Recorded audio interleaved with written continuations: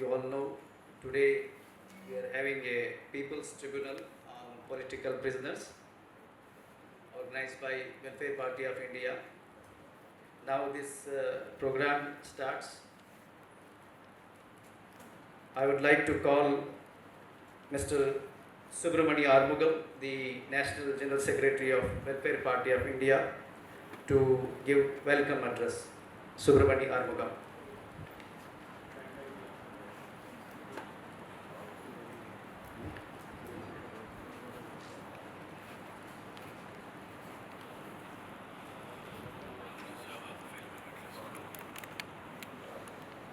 Respected dignitaries on the dais, my dear brothers and sisters, you all know that Welfare Party of India has organized a 3 days mass signature campaign in support of the people who are languishing in jail for years, especially the political prisoners, those who have been incarcerated, falsely implicated by the government just for dissenting them. So, taking into account these innocent people languishing in jail, Welfare Party of India thought of organizing a mass signature campaign.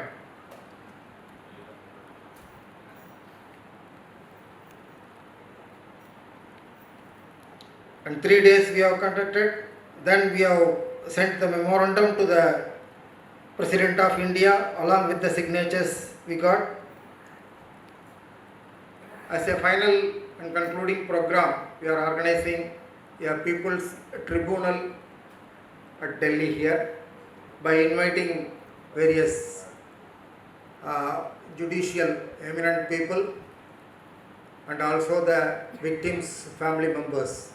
They will present their cases and the jury will give their verdict, and that will be published and it will be given to the media and also for the public.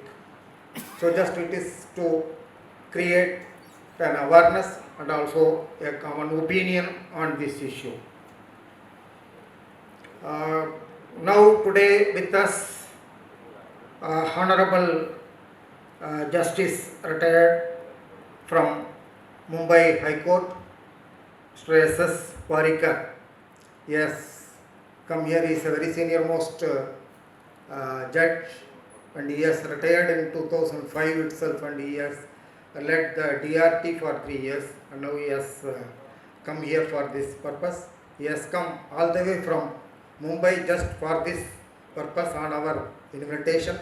So on behalf of Welfare Party of India, on behalf of you all, I welcome the Honorable Justice retired S.S. Parker for our program today. And next is Advocate Gayatri Singh, Madam. She is a senior advocate from Bombay High Court, and she has also come all the way from Mumbai for this purpose, and she has readily agreed to participate in our program, and for the whole day both of them will be here to hear the cases to be presented by the victims' family members, and they will give their views and verdict. So I welcome on behalf of the party and on behalf of you Senior Advocate Mrs. Gayatri Singh to our program. And next is Mr. Senior Advocate of Supreme Court of India, Advocate Prashant Bhushan. So he has been associating with us since very long time, and so many other programs he has already attended, both physically and also virtual programs, and he always agrees and is ready to come for our programs to share his experience and expertise for us. So today also he is with us. I think we will be able to get more and more of information from him, and I invite and I welcome Advocate Mr. Prashant Bhushan Saab for this program. And Dr. Saida Hamid, she is a former Planning Commission member and a civil society activist. She also is very much interested in these kind of issues, and they are very much concerned about the people who are the innocent to people who are languishing in there. So I welcome Dr. Saida Hamid on behalf of Welfare Party and on behalf of you all to this program, and also I welcome all the members of our Delhi unit and the family members who have come, taken pain and came here to present their cases. So I welcome the family members also for this program. Once again I welcome you all to this program, and मेरी तरफ से welfare party की तरफ से और ये कार्यक्रम में आने वाला सबको ये स्वागत है. शुक्रिया. थैंक यू सर, धन्यवाद सुब्रमण्य जी. अभी जो नेक्स्ट प्रोग्राम है वो जूरी का introduction. I would like to call madam Seema Mohsin, national general secretary, to introduce the jury.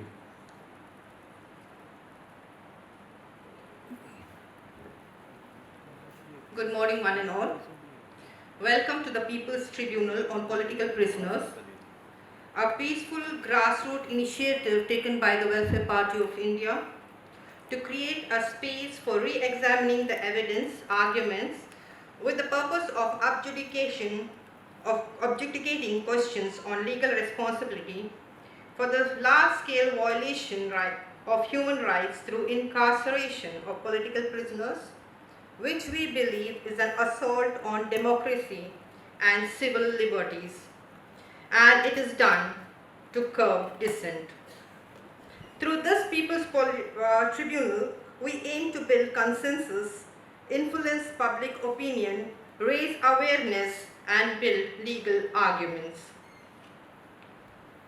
We have with us the retired judge of Bombay High Court. He practiced as an advocate in Bombay Civil and High Court.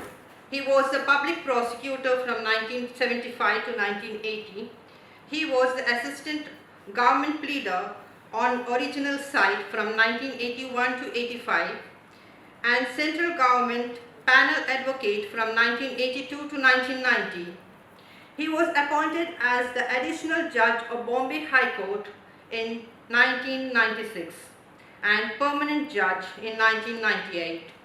He retired as the judge of Bombay High Court in the year 2005. Ladies and gentlemen, put your hands together and help me invite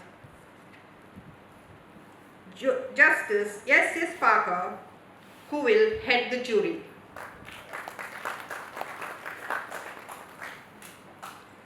Next in the panel is Senior Advocate of Supreme Court. He is a well-known personality and is known for his legal activism. He is an outspoken human rights activist. Since 1991, he has been involved in a campaign for judicial accountability. He was a founder member of anti-corruption movement.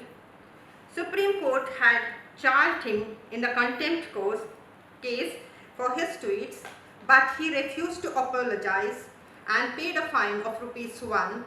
He upheld the right to speech as a fundamental right.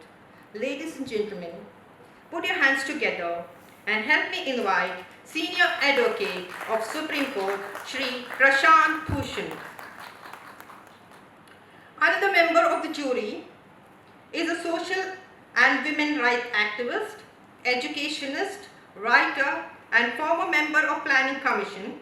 She chaired the steering committee of the Commission on Health, which reviewed the National Health Policy in the year 2002. Ladies and gentlemen, once again put your hands together and help me invite former member of Planning Commission, Srimati Sayedina Hamid.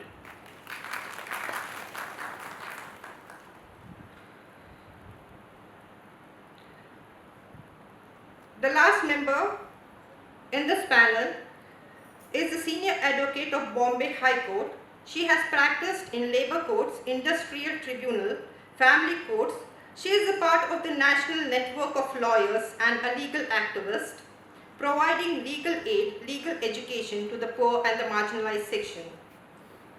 With a round of applause, let us welcome Advocate Gayatri Singh. Welcome one and all. Thank you. Thank you madam, धन्यवाद। अभी case study पेश की जाएगी। अग्निदास जो advocate हैं और researcher हैं, legal researcher, मैं इनवाइट करता हूं एडवोकेट अग्निदास को कि आप केस हिस्ट्री पेश करें। Thank you, Mr. Tahir Hussain. The essential case at hand over here boils down to one single FIR. All the 18 accused are booked under FIR number 59 of 2020, which is the main conspiracy FIR for the Delhi riots. All of the 18 are accused under the following sections. They have been booked under 25 provisions of the Indian Penal Code, including section 120B, which is punishment for criminal conspiracy, section 124A, which is related to sedition, 148 of the IPC relating to rioting armed with a deadly weapon, 153A promoting enmity between different groups on grounds of religion, race, place of birth, residence, language, etc., and doing acts prejudicial to the maintenance of harmony, section 295 of the Indian Penal Code, which is injuring or defiling place of worship with intent to insult the religion of any class, section 307 of the IPC, which is for attempt to murder, section 341, which is for punishment for wrongful restraint, among other sections as well. They have also been charged under the Indian Arms Act, which under sections 25, which is punishment for certain offences, section 27, which is punishment for using arms. Additionally, they have also been charged under the Unlawful Activities Prevention Act, commonly known as the UAPA, under section 13, which is punishment for unlawful activities, section 16, punishment for terrorist activities, section 17, punishment for raising funds for terrorist act, and section 18, punishment for conspiracy, etc. Finally, they have additionally been charged under the Prevention of Damage to Public Property Act 1984, or known as the PDPP Act. They have been charged under section 3, which is mischief causing damage to public property, and section 4, which is mischief causing damage to public property by fire or explosive substance. Thank you. Thank you, धन्यवाद Agnidas sir. Abhi we have with us the family members of the victims, the political prisoners. So मैं family members को यहाँ एक एक करके invite करता हूँ, वो अपने हालात बयान करेंगे. So सबसे पहले I would like to call the mother of Umar Khalid कि वो आए और अपना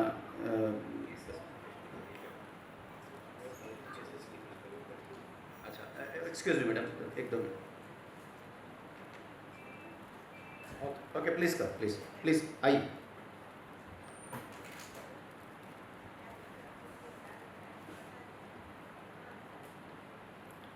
While man takes his seat, a bit of a case history on the case of Umar Khalid.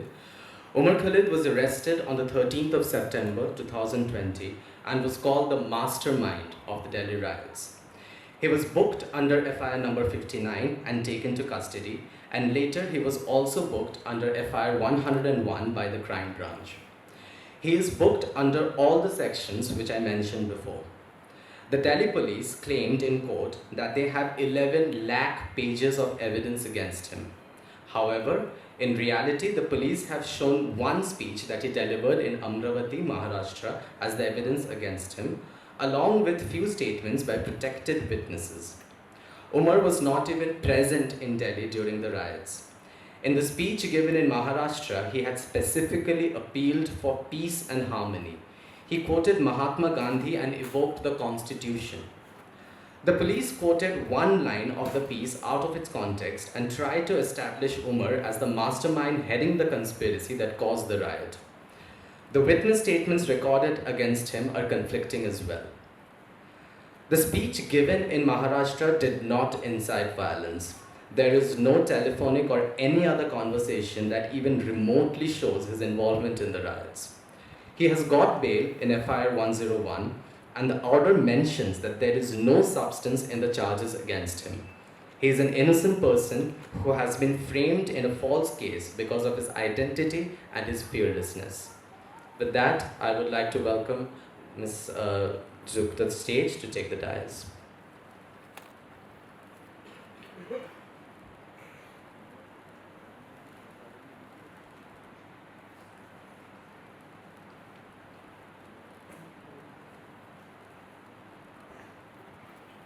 Good morning everybody. मैं उमर खालिद की mother होने की हैसियत से उमर खालिद के बारे में यहाँ पर कुछ बातें रखना चाहूँगी। उमर, जिसको अभी बताया कि उसके ऊपर क्या क्या चार्जेस लगाए गए हैं और उसको सबको मालूम है कि वो तकरीबन 2 साल से जेल में है। उमर शुरू से ही बहुत ही रहमदिल बच्चा है और मैं ये सिर्फ इस वजह से नहीं कह रही हूँ कि वो मेरा बेटा है, और इसके गवाह उसके दोस्त और उसके अपने दूसरे रिलेटिव्स और सब भी हैं कि वो शुरू से ही इंसानों की हमदर्दी उसके अंदर कूट कूट कर भरी हुई है। उमर एक ब्राइट स्टूडेंट रहा थ्रू आउट अपनी स्कूलिंग में भी और कॉलेज में भी, और उस दौरान होने वाले जो हालात थे वो उस पर काफ़ी असरअंदाज हुए। जैसे कि बचपन में ही जो बाबरी मस्जिद का इशू हुआ डिमोलिशन का, और जब वो कॉलेज में था तो बटला हाउस एनकाउंटर का, जिससे उसने बहुत ज़्यादा असर कबूल किया और उसने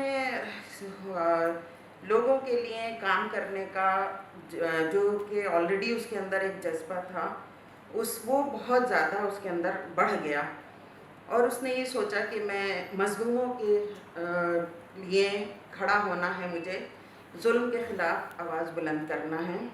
जैसे कि मैंने बताया कि बहुत ही ब्राइट स्टूडेंट रहा, उसके सामने उसका करियर बहुत ही उसका फ्यूचर बहुत ब्राइट था।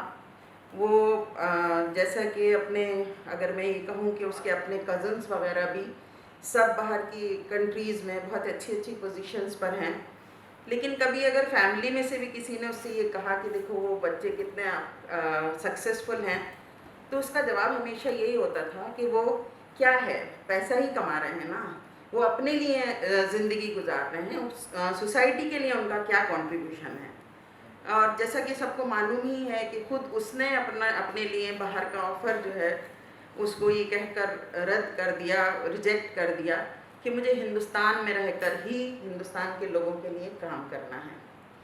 ये चीज़ एक ऐसी है कि मैं समझती हूँ कि आजकल के नौजवान जिनको सिर्फ अपने फ्यूचर की, अपने करियर के बारे में सोच रहा है, हर कोई ये सोच रहा है कि उसके पास एक अच्छा घर, एक अच्छी नौकरी, एक अच्छी गाड़ी, एक बहुत ही पीसफुल ज़िंदगी, पुरसुकून ज़िंदगी हो। ऐसे हालात में ऐसे बच्चे जो मुल्क के लिए काम करने के लिए, जो जुल्म के ख़िलाफ़ आवाज़ उठाने के लिए अगर अपनी ज़िंदगी को लगा रहे हैं, तो ये बहुत ही समझिए कि काबिल एहतराम और काबिल सताइश हैं। इनको तो बल्कि बहुत ही ज़्यादा अप्रिशिएट करना चाहिए। लेकिन हुआ ये कि जो CAA और NRC का जो ये मूवमेंट चला, और हमेशा से ही उमर बहुत ही निडर बेखौफ रहे हैं।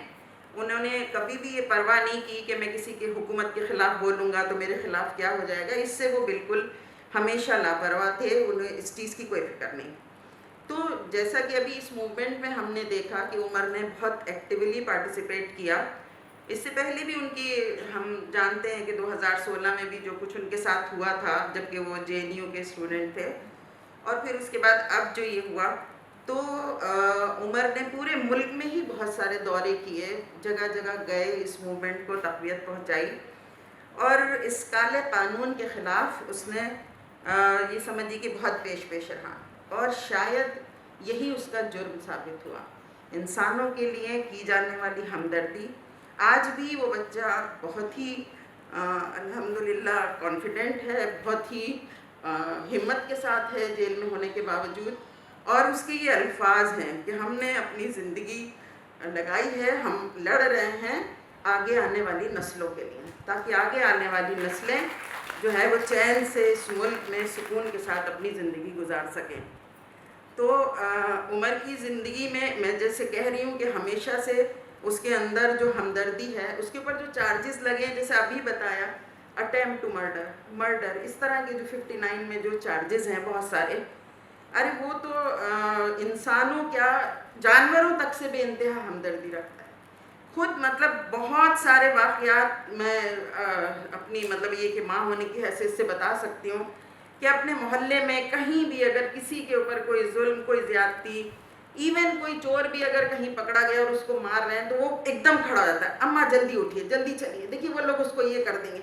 किसी के घर की अगर कोई प्रॉब्लम है, आप चलिए, उसको हम चलते हैं, उसको सॉल्व करेंगे, ये करेंगे, हमेशा से उसका ये।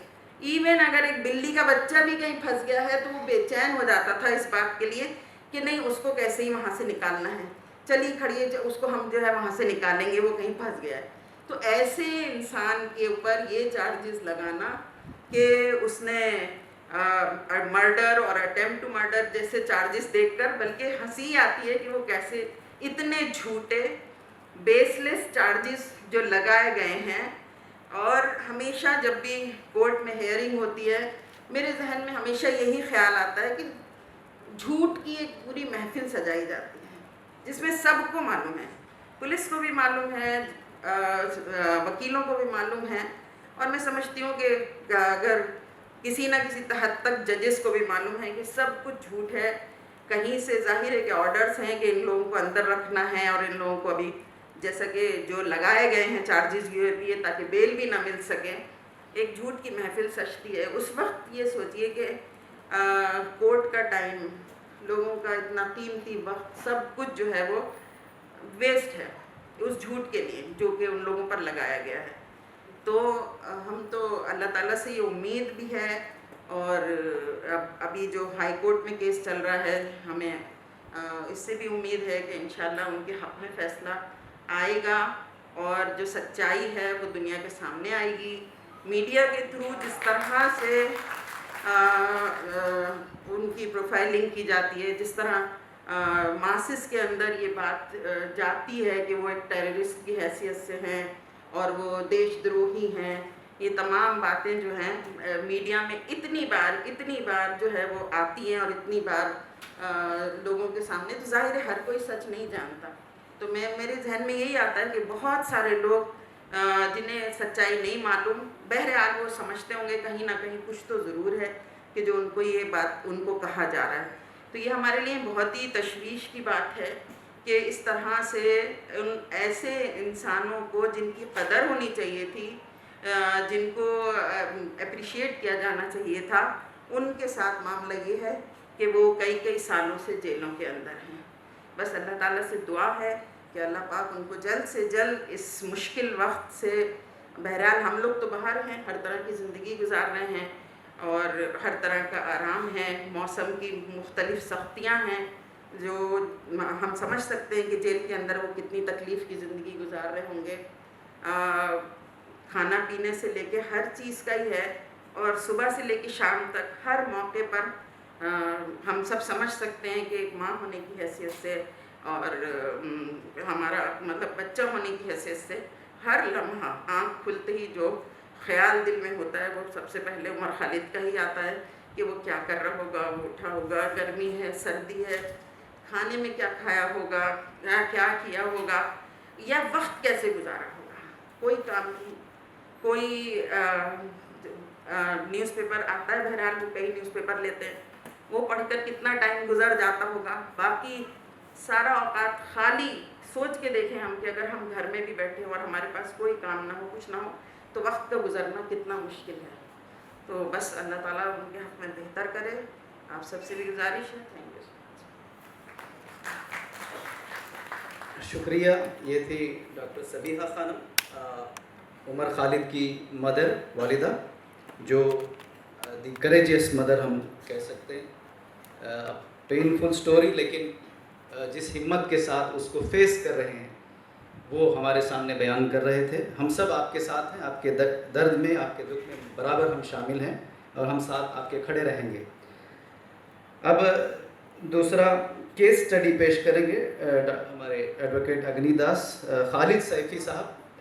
ये आप सब जानते हैं, Khalid Saifi CA NRC movement में बहुत ही एक्टिव रोल इन्होंने अदा किया था। आखिरी वक्त तक, जब तक इनको पुलिस अरेस्ट करके ले जा रही थी, उस वक्त तक बराबर हर रोज़ ये लड़ते रहे, मैदान में डटे रहे लोगों के हुकूक़ के लिए। मैं एडवोकेट अग्निदास से गुजारिश करता हूँ कि केस स्टडी पेश करें। Thank you.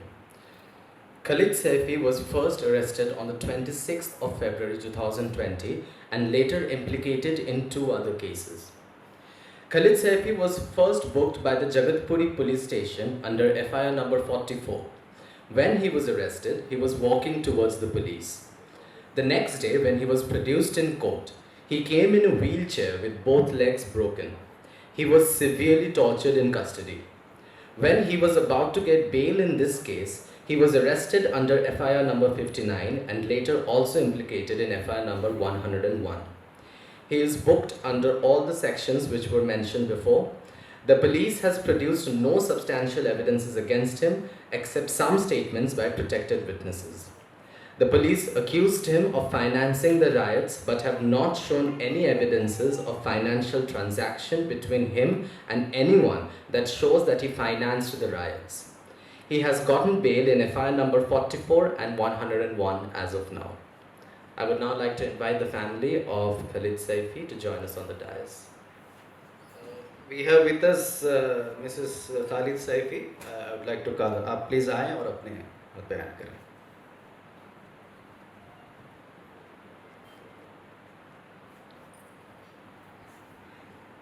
सभी साथियों को सलाम।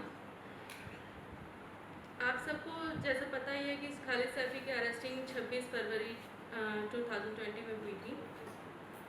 उनकी अरेस्टिंग ही मतलब सबसे फर्स्ट अरेस्टिंग उन्हीं की थी और जिस तरीके का टॉर्चर उनके साथ हुआ शायद ही मैंने अभी तक तो देखा नहीं किसी को। खालिद सैफी जगतपुरी में हमारा एक प्रोटेस्ट चल रहा था कुरेजी में, वही प्रोटेस्ट संभालते थे, साथ रहते थे। इशरत जहां और खालिद सैफी दोनों साथ थे।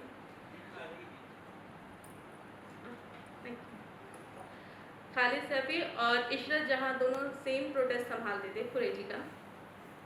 वहाँ की जो पुलिस थी वो हमेशा खालिद को किसी न किसी वजह से परेशान करती रहती थी। जगतपुरी थाने की पुलिस वो हमेशा उनको बोलती रहती थी कि तुम यहाँ से हट जाओ, प्रोटेस्ट हटवा दो।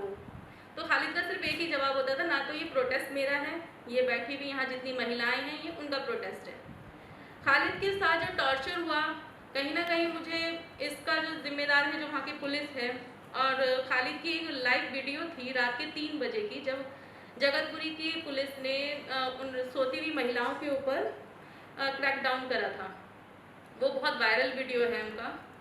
तो उसी की वजह से जो उनको झेलना पड़ा, जो उनके साथ टॉर्चर हुआ, उनको कम्युनल गालियाँ दी गई, उनको उनकी दाढ़ी नोची गई, उनके पैर तोड़ दिए गए, उनके दोनों पैरों में फ्रैक्चर था, उनके मसल डैमेज कर दिए गए थे। जब मैं नेक्स्ट डे उनसे मिलने गई थी तो मतलब आप एक इंसान को इतना टॉर्चर सहने के बाद में क्या देखना चाहेंगे उसके अंदर, डर, खौफ। पर वो डर खौफ उनके चेहरे पे था ही नहीं। वो तब भी मुस्कुराते हुए मुझसे बोल रहे थे कि हिम्मत रखनी है। मुझे रोने के लिए मना करा, मुझे बोलते हैं कि तुम ही मेरी हिम्मत हो, तुम सब बाहर सही से रहोगे और ये केस यहीं पर ख़त्म नहीं होगा। उनको कहीं ना कहीं इस बात का अंदाज़ा था कि ये भी लंबा खींचेगा। जिस तरीके से खालिद को 44 में जिस दिन बेल मिलने वाली थी, सेम चार्जेस ये FIR 59 लगा दी। उस टाइम पे मुझे भी नहीं पता था ये UAPA क्या है, 59 क्या है, उनको कहाँ लेके गए हैं, किस हाल में रखा है, खाना खिलाया कि नहीं खिलाया, कैसे उनके पैरों में फ्रैक्चर है, उनका ख्याल रखा कि नहीं रखा, हमें ये कुछ भी नहीं पता चला था। एक खौफ था दिल के अंदर कि अब कहाँ लेके गए हैं और क्यों लेके गए हैं। क्योंकि जब खालिद को अरेस्ट करके जगतपुरी थाने वाले पुलिस लेके जा रही थी तब उनसे बार बार एक ही बात कही जा रही थी, थाने जिस जगह से अरेस्ट करा था वहाँ से लेके थाने के अंदर और थाने के बाद कोर्ट ले जाते में और कोर्ट ले जाने के बाद जेल ले जाते में सिर्फ एक बात बार बार बोली जा रही थी कि आज हम तेरा एनकाउंटर करेंगे। ये अल्फाज खालिद ने जब मुझे बताए तो ये बताए थे उन्होंने 27 को, 27 फरवरी को, नेक्स्ट डे। पर जब उनको 59 में अरेस्ट करके लेके गए और हमें पता भी नहीं कि उनको अरेस्ट कर लिया गया है इस तरीके से और कहाँ लेके गए हैं, कौन से थाने में, कौन सी जेल में लेके गए, तो मुझे अजीब सा एक खौफ सा हो रहा था कि अल्लाह कहाँ गए हैं, कैसे गए हैं, किस हाल में रखा होगा। तो वो सब चीज़ थी मेरी लाइफ कभी भी इस तरीके की नहीं थी कि मैं आप सबके सामने आऊँ या किसी भी तरीके की बात रखूँ। सब कुछ एकदम बदलता चला गया मेरी लाइफ का। हमें अब समझ में आता है कि ये फाइट सिर्फ बेल मिलने तक ही नहीं रहेगी, ये बहुत लंबी लड़ाई है। ये लड़ाई खालिद सैफी ने और उमर ने और बाकी सभी ने जो स्टार्ट करी है, ये अभी हमारे लिए नहीं है, ये हमारी आने वाली नस्लों के लिए है, ये हमारे बच्चों के लिए है। इस लड़ाई को आखिर तक लड़ेंगे। बेल मिलेगी ज़रूर, इंसाफ मिलेगा ज़रूर, पर बस कहीं ना कहीं मुझे इस बात का खौफ रहता है, इस बात का डर रहता है, क्योंकि मेरे छोटे छोटे बच्चे हैं, 2.5 साल से वो अपने अब्बू का इंतज़ार कर रहे हैं, उनको इंतज़ार है। अभी रिसेंटली मेरे बेटे को बुखार चढ़ा था, एक छोटा सा इंसिडेंस है ये, उसको फीवर चढ़ा था, बहुत तेज़ फीवर था। तो वो रात को मतलब एकदम रो के उठी है अब्बू अब्बू करती हुई। तो वो उसको अब्बू हम कहाँ से ला के दें, उसको वो चाहिए, क्योंकि वो मेरे पास नहीं सोती थी, खालिद के साथ सोती थी। खालिद उसको कंधे पे बिठा के स्कूल लेके जाते थे, खालिद ही उसको खाना खिलाते थे, उसके साथ रहते थे।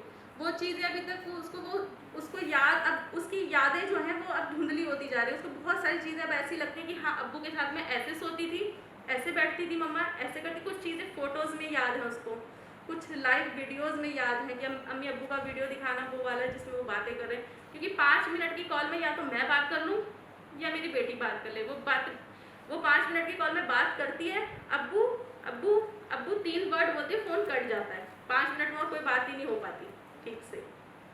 तो हम लोगों की ये इंसाफ कहीं ये हमारे लिए सज़ा होती जा रही है। इंसाफ मिलेगा 2 साल में, 3 साल में, जब बेल मिलेगी सबको लगेगा इंसाफ हो गया, सब शुक्र भी अदा करेंगे, खुश भी होंगे। पर वो 3 साल जो मैं और मेरे बच्चे अकेले काट रहे हैं, उसका खजाना कौन भरेगा? वो पुलिस, वो जज या कोर्ट, या वो लोग जो इस टाइम भी शांत होके बैठे हुए हैं अपने लोगों के लिए। वो लोग आप ही लोगों में से उठ के आए थे, निकल के हम ही लोगों में से निकल के उठे थे। वो कोई ऐसे नेता नहीं थे कि वो कोई नेता नहीं थे, वो हमारे लिए, हमारे हक की लड़ाई की लड़ने के लिए खड़े हुए थे, हम लोगों के लिए खड़े हुए थे। और हम ये बहुत सारे सवाल हैं, मेरे खुद के बच्चों के सवाल हैं। मेरे बच्चे अपने अब्बू को कोर्ट में मिलने जाते हैं तो पुलिस उनका हाथ पकड़ के जोर से झटक देती है और उनसे कहती क्या है कि आपके हस्बैंड की सिक्योरिटी के लिए है। तो मेरे बेटा मुझसे पूछता है कि मम्मा अब्बू को हमसे किस तरीके का खौफ है, किस तरीके का खतरा है, हमसे कैसी सिक्योरिटी? आप कोर्ट में बच्चों से मिलने नहीं दे सकते। अब जब खालिद की अरेस्टिंग हुई थी तो एक मीडिया ट्रायल चला था खालिद का, जिसमें उनको देशद्रोही, आतंकवादी, टेररिस्ट और विदेशों से पैसा लाने वाला और बंदूक खरीदने वाला, पता नहीं क्या क्या दिखाया था। तो वो चीज़ें मेरे बच्चों के सामने आई। लोगों ने फ़ोन कर करके मुझसे पूछना शुरू कर दिया कि ये क्या है, ये क्या है। तो मेरी बेटी उस टाइम पे 6 साल की थी, 5.5-6 साल की। वो पूछती है मम्मा टेररिस्ट क्या होता है, देशद्रोही क्या है? जिस बच्चों ने मूवीज़ के अंदर देशद्रोही और आतंकवादी की जो छवि देखी है, वो अपने अब्बू को उस नाम से सुन रहे हैं। आज के हालात इस तरीके के हो गए हैं उस मीडिया ट्रायल की वजह से, उन सब चीज़ों की वजह से। जेल के अंदर भी हमारे लोगों को, खालिद को टेररिस्ट सुनना पड़ता है। वहाँ की पुलिस उनको टेररिस्ट बोलती है, इनसे मत मिलो, आतंकवादी हैं, देशद्रोही हैं, इस तरीके के अल्फाज यूज़ करे जाते हैं। क्या खालिद जब बाहर आएंगे और जब बेगुनाह साबित हो जाएंगे, इंशाल्लाह पूरा यकीन है अल्लाह की ज़ात से कि बेगुनाह साबित होंगे, इज्जत बरी होके बाहर आएंगे, तो इन सब चीज़ों का जो वो सुन रहे हैं, जिस चीज़ का मेरे बच्चों के ऊपर असर हुआ है, जो हमारी ज़िंदगियों के ऊपर असर हुआ है, उस चीज़ का हर्जाना कौन भरेगा? जो लाइफ हमारी सबकी कट रही है, हमारे बच्चों की कट रही है, उस चीज़ का हर्जाना कौन भरेगा? ये सब सवालों के जवाब शायद किसी के पास हो, पर झेल हम रहे हैं।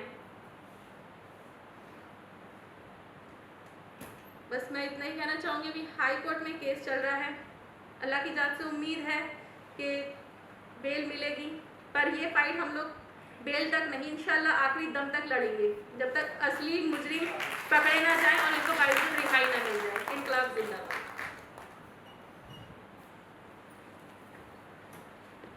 शुक्रिया। ये थी मिसेस खालिद सैफी। साथियों, ये एक ऐसा प्रोग्राम है जिसमें हम सबको द रियल स्टोरीज़ क्या हैं, अब तक जो हमने मीडिया के थ्रू देखा था, आपने देखा कि मीडिया ने किस तरह से इन लोगों को प्रेजेंट किया हमारे सामने, और हकीकत क्या है, उनके घर वाले किस किस्म का पेन बर्दाश्त कर रहे हैं, क्या दर्द है। अभी आपने देखा कि इतनी दर्द भरी बातें हैं, छोटे छोटे बच्चे अपने बाप को याद कर रहे हैं, और उधर दुनिया है कि इनको टेररिस्ट कहने पे तुली है।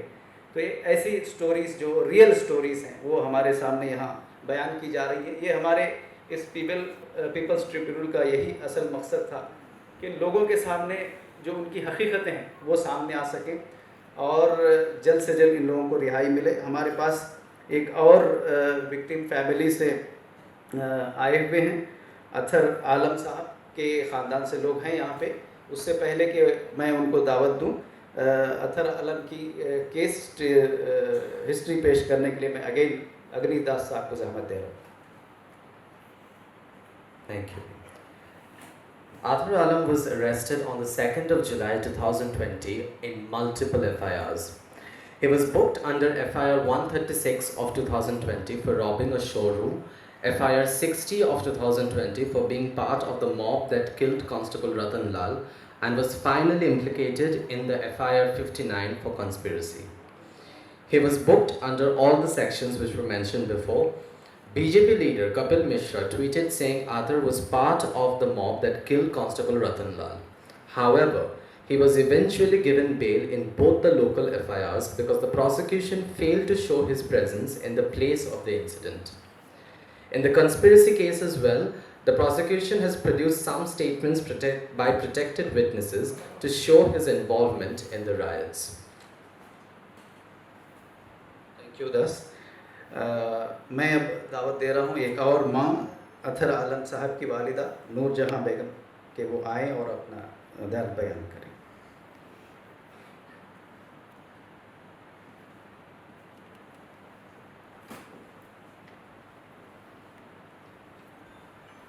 अस्सलाम वालेकुम। मैं अतर खान की माँ नूरजहां। अतर को इस जालिम सरकार ने पिछले अतर को इस जालिम सरकार ने यूएपीए के तहत जेल में डाला हुआ है। उसको जेल में आज 729 दिन हो गए हैं। एक माँ होने की हैसियत से मैं उस घंटे और मिनट भी बता सकती हूँ। पर अतर के बारे में, ये अतर एक लोकल से ही था, मतलब किसी तंजीम से जुड़ा हुआ नहीं था। उसे लगा कि ये सीए और एनआरसी के लिए जब इतने लोग आगे आ रहे हैं तो उसे भी कुछ ना कुछ करना चाहिए, तो इस प्रोटेस्ट से जुड़ा और वहाँ पर उसने अपने ताकत के हिसाब से जो कर सकता था उसने किया। पर 2 जुलाई को उसको अरेस्ट कर लिया गया। ये तब से आज तक अतर जेल में है। अतर के बारे में इतना कह सकती हूँ कि वो मेरे घर का सबसे बड़ा बेटा है, मेरी उम्मीद, मेरा सहारा। और कभी भी वो ऐसा नहीं था कि वो कहीं किसी तरह का लड़ाई झगड़ा करता, फिर भी उस पर यूएपीए लगाया। कभी उसने पास पड़ोस में भी किसी से लड़ाई झगड़ा नहीं किया और आतंकवादी जैसा खिताब उसको दिया गया। आज भी जब भी आता है फ़ोन पर बात करता है हमसे, उसने 8 महीनों पहले मुझे बताया था कि अम्मी मैं एक लड़की को पसंद करता हूँ। वहाँ से उसने मुझे उसका नाम और पता दिया और कहा कि उसके घर जाकर आप उससे और उसकी माँ से ही कहेंगे। पता नहीं अतर को अभी आने में कितना टाइम लगेगा, उसे खुद भी नहीं पता, तो आप उसका इंतज़ार मत करो। मैं जिस घर अपने बच्चे की रिश्ते के लिए जाना चाहती थी। आज मैं उस घर जाकर ये कहने की हिम्मत नहीं जुटा पा रही हूँ कि मेरे बच्चे का इंतज़ार मत करो, लेकिन कोई बात नहीं, अल्लाह सब देख रहा है। ये अल्लाह की लाठी बहुत बेआवाज़ होती है। जब ये लाठी चलेगी तो ये जालिम सरकार ताश के पत्तों की तरह इस तरह बिखरेगी इंशाअल्लाह। आज मैं आप और जो लोग यहाँ आए हैं हमारे सपोर्ट के लिए, और अथर, शादाब, गुलफिशा, खालिद सैफ़ी, उमर खालिद, इन सब की सॉलिडिटी के लिए, तो ये भी बहुत बहुत हिम्मत की बात है। मैं आज ये कहना चाहती हूँ कि मुझे इस सरकार से कोई उम्मीद नहीं है, क्योंकि मैंने पढ़ा था कि जब लोकतंत्र में सड़कें सूनी हो जाती हैं तो संसद आवारा हो जाती है। आज की संसद आवारा के साथ साथ गूंगी और बहरी भी हो चुकी है। मुझे इस सरकार से कोई उम्मीद नहीं है, इसलिए मैं इस मुल्क की सिविल सोसाइटी से, स्टूडेंट से और इस मुल्क की रीढ़ की हड्डी नौजवानों से ये कहना चाहती हूँ कि आप अतर के लिए और सारे पॉलिटिकल प्रिजनर्स के लिए आवाज़ उठाएं और हमारा साथ दें।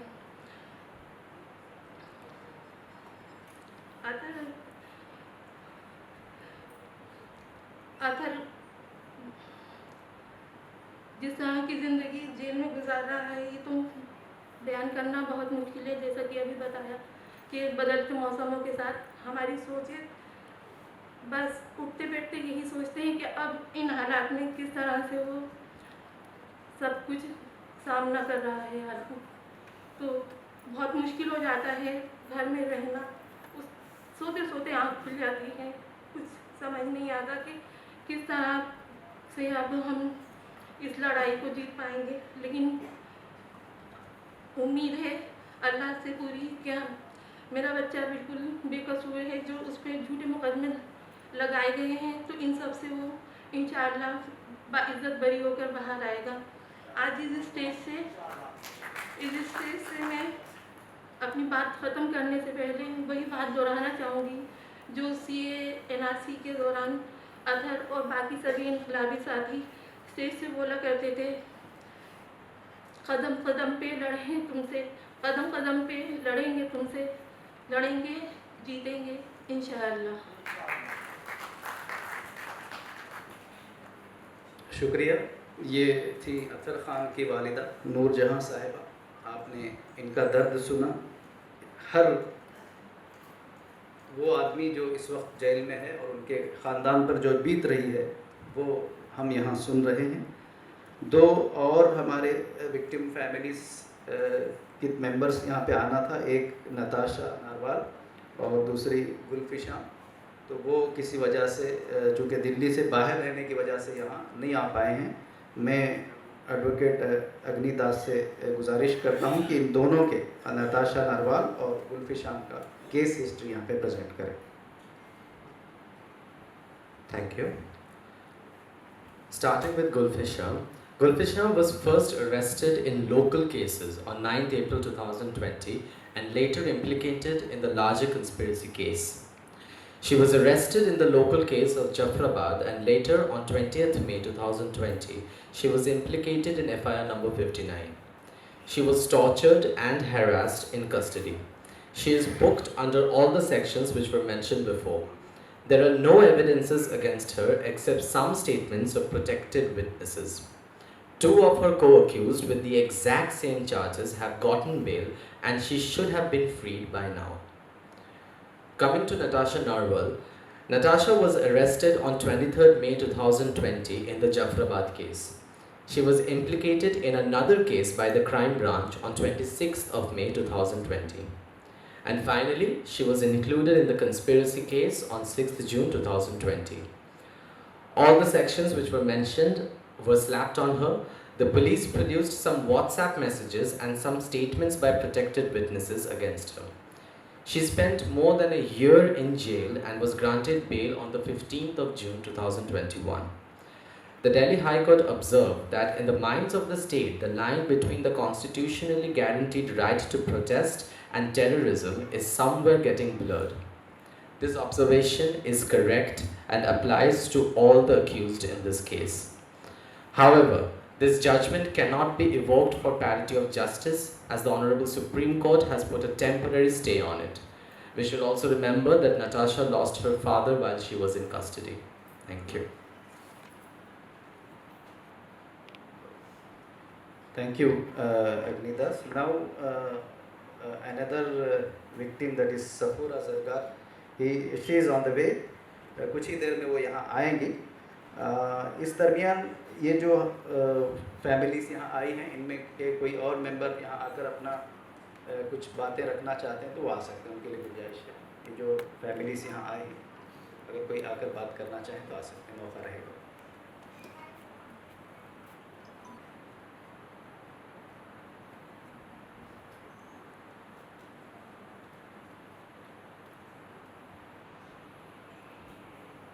जी जी, कोई नहीं है तो हम ब्रेक लेते हैं जब तक कि सफूरा भी यहाँ पहुँच जाएंगी, और इस ब्रेक में जो है टीम सर्व की जाएगी. सो शैल यस जी.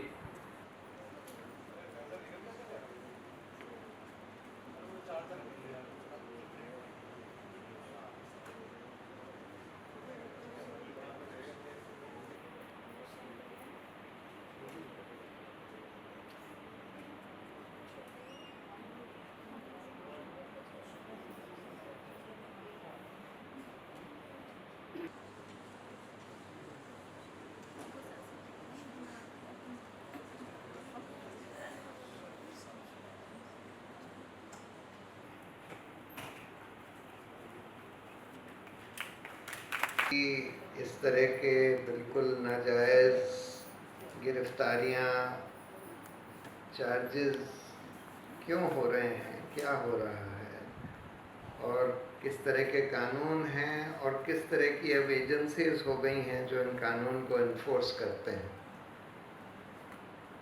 जैसा आपने सुना कि उमर खालिद को और खालिद सैफ़ी को और कई लोगों को कई अलग अलग केसेस में बुक किया गया.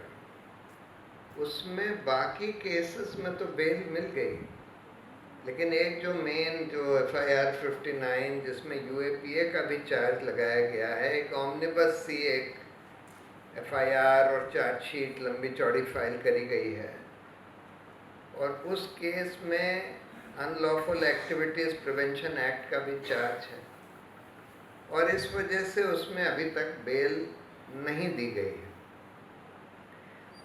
तो अनलॉफुल एक्टिविटीज़ प्रिवेंशन एक्ट में ऐसा क्या है कि जिसका चार्ज लगते हुए बेल मिलना करीब करीब असंभव हो जाता है. जो हमारे भीमा कोरेगांव के लोग अरेस्ट हुए हैं, जो कि हिंदुस्तान के सबसे बेहतरीन मानव अधिकार कार्यकर्ता हैं, गौतम नवलखा, इतने सारे लोग हैं, आनंद तेलतुम्बले, वहाँ की छत्तीसगढ़ की वो जो एडवोकेट सुधा भारद्वाज, वरवर राव, इतने सारे लोग हैं. उनका बेल इसलिए नहीं हो रही क्योंकि उनके खिलाफ UAPA के चार्ज लगाए गए हैं, और उन केस में तो ये भी साबित हो चुका है कि उनके खिलाफ जो एविडेंस पुलिस ने या NIA ने पेश किया है वो भी सारा फैब्रिकेटेड है. उनके कंप्यूटर का कुछ कह रहे हैं कि ईमेल से ये जाहिर होता है कि वो प्रधानमंत्री की हत्या की साजिश कर रहे थे, और वो जो ईमेल्स वगैरह जो सबूत के तौर पर पुलिस बता रही है वो सारे प्लांट करे गए हैं. ये भी चीज़ साबित हो चुकी है कि प्लांट करे गए हैं, फिर भी बेल नहीं हो रही. क्योंकि यूएपीए एक ऐसा कानून है जिसमें ये कह दिया गया है कि बेल देने से पहले कोर्ट को ये फाइंडिंग रिकॉर्ड करनी होगी कि इसके खिलाफ चार्ज झूठा है। अब ट्रायल तो शुरू हुई नहीं, पुलिस कहती है कि इन्वेस्टिगेशन भी हमारा अभी भी जारी है, 4 साल से इन्वेस्टिगेशन अभी भी चल रहा है। यहाँ पर भी कहते हैं दिल्ली राइट्स केस में कि हमने हाँ एक चार्जशीट फाइल कर दी है, लेकिन इन्वेस्टिगेशन हमारा अभी भी चल रहा है, ट्रायल तो शुरू ही नहीं हुई है। ट्रायल शुरू होने से पहले किसी भी जज को ये कह देना कि इसके खिलाफ चार्ज छूटा है आसान नहीं होता। कभी कभी कहा जा सकता है, लेकिन बहुत कम केसेस में। और साथ में सुप्रीम कोर्ट ने यही, जो साहब अभी रिटायर होकर गए ना, खानविलकर, जिन्होंने तीस्ता से तलवार के खिलाफ भी जजमेंट दे दिया, हिमांशु कुमार छत्तीसगढ़ एनकाउंटर्स केस में भी जजमेंट दे दिया, prevention of money laundering act का भी जजमेंट दे दिया, सब रिटायरमेंट से 1 महीना पहले। इन्हीं साहब ने कुछ दिन पहले एक फैसले में ये लिख दिया कि यूएपीए में कोर्ट को बेल देने से पहले कोर्ट ये भी नहीं देख सकता कि इसके खिलाफ जो एविडेंस है वो एडमिसिबल है कि नहीं, कानूनन एडमिसिबल है कि नहीं। एकदम एब्सर्ड जजमेंट। पहली बात तो देखिए, इस तरह की बेल की कंडीशन लगाना किसी भी कानून में गैर संवैधानिक है, हमारे आर्टिकल 21 राइट्स के बिल्कुल खिलाफ है, जिसमें आप ये कह दें कि ट्रायल शुरू होने से पहले आपको प्रूव करना पड़ेगा कि आप बेकसूर हैं, और तब तक आपको बेल नहीं दी जाएगी। बिल्कुल आर्टिकल 21 राइट टू लाइफ और लिबर्टी के बिल्कुल खिलाफ ये कानून है, संविधान के खिलाफ ये कानून है। लेकिन हम देखते हैं कि फिर भी सुप्रीम कोर्ट इस तरह के काले कानून को वैध मान लेता है।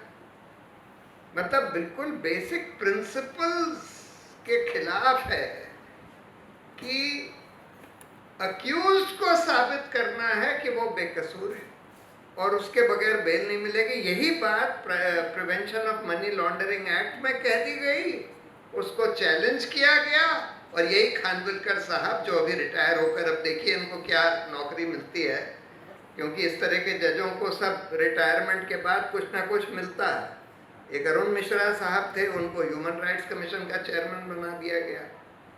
एक गोगोई साहब थे जिन्होंने अयोध्या का फैसला दिया और रफाल सौदे का फैसला दिया, उनको राज्यसभा का मेंबर बना दिया गया। अब देखिए खानविलकर साहब को क्या देते हैं, कहते हैं 2 पोस्ट खाली हैं, एक लोकपाल की, एक लॉ कमीशन के चेयरमैन की। देखिए क्या क्या मिलता है। तो वो साहब फैसला देकर चले गए कि हाँ, prevention of money laundering act में एफआईआर तक दर्ज करना जरूरी नहीं है, उससे पहले ही आप अरेस्ट कर सकते हैं। और ये भी कहकर चले गए कि ये पीएमएलए में ये जो प्रोविजन है कि अक्यूज के ऊपर बर्डन ऑफ प्रूफ है बेल के लिए, ये साबित करना कि वो बेकसूर है। देखिए, नॉर्मल बेल के प्रिंसिपल सुप्रीम कोर्ट बहुत बार ले डाउन कर चुका है कि bail is the rule, jail is the exception. यानी कि नॉर्मली बेल दी जाएगी और बेल सिर्फ 3 कारण से रिफ्यूज करी जा सकती है, सिर्फ 3 कारण। नंबर 1 कि इसका रीजनेबल सस्पिशन है कि अगर इसको बेल दे दी गई तो ये भाग जाएगा, ट्रायल के लिए नहीं आएगा। नंबर 2, अगर बेल दी गई तो ये एविडेंस से टैंपर करेगा। नंबर 3 कि अगर बेल दी, इसने कोई बहुत ही खतरनाक अपराध किया है और बेल दी गई तो ये अपराध रिपीट करेगा। ये प्रिंसिपल है बेल का। कि सिर्फ इन 3 कारण से बेल रिफ्यूज करी जा सकती है, इन्वेस्टिगेशन के दौरान या ट्रायल के दौरान। अब इन सब केसेस में ये 3 कंडीशंस में से कोई भी नहीं लागू होती, लेकिन फिर भी बेल नहीं दी जा रही इन केसेस में। तो एक तो ये यूएपीए हो गया, पीएमएलए भी उसी तरह का। और दूसरी बात ये है कि जो एजेंसीज इन कानूनों को एनफोर्स करती हैं, एनआईए, एनफोर्समेंट डायरेक्टरेट, ये सब बिल्कुल सरकार के अधीन हैं, यानी कि बिल्कुल सरकारी एजेंसीज हैं।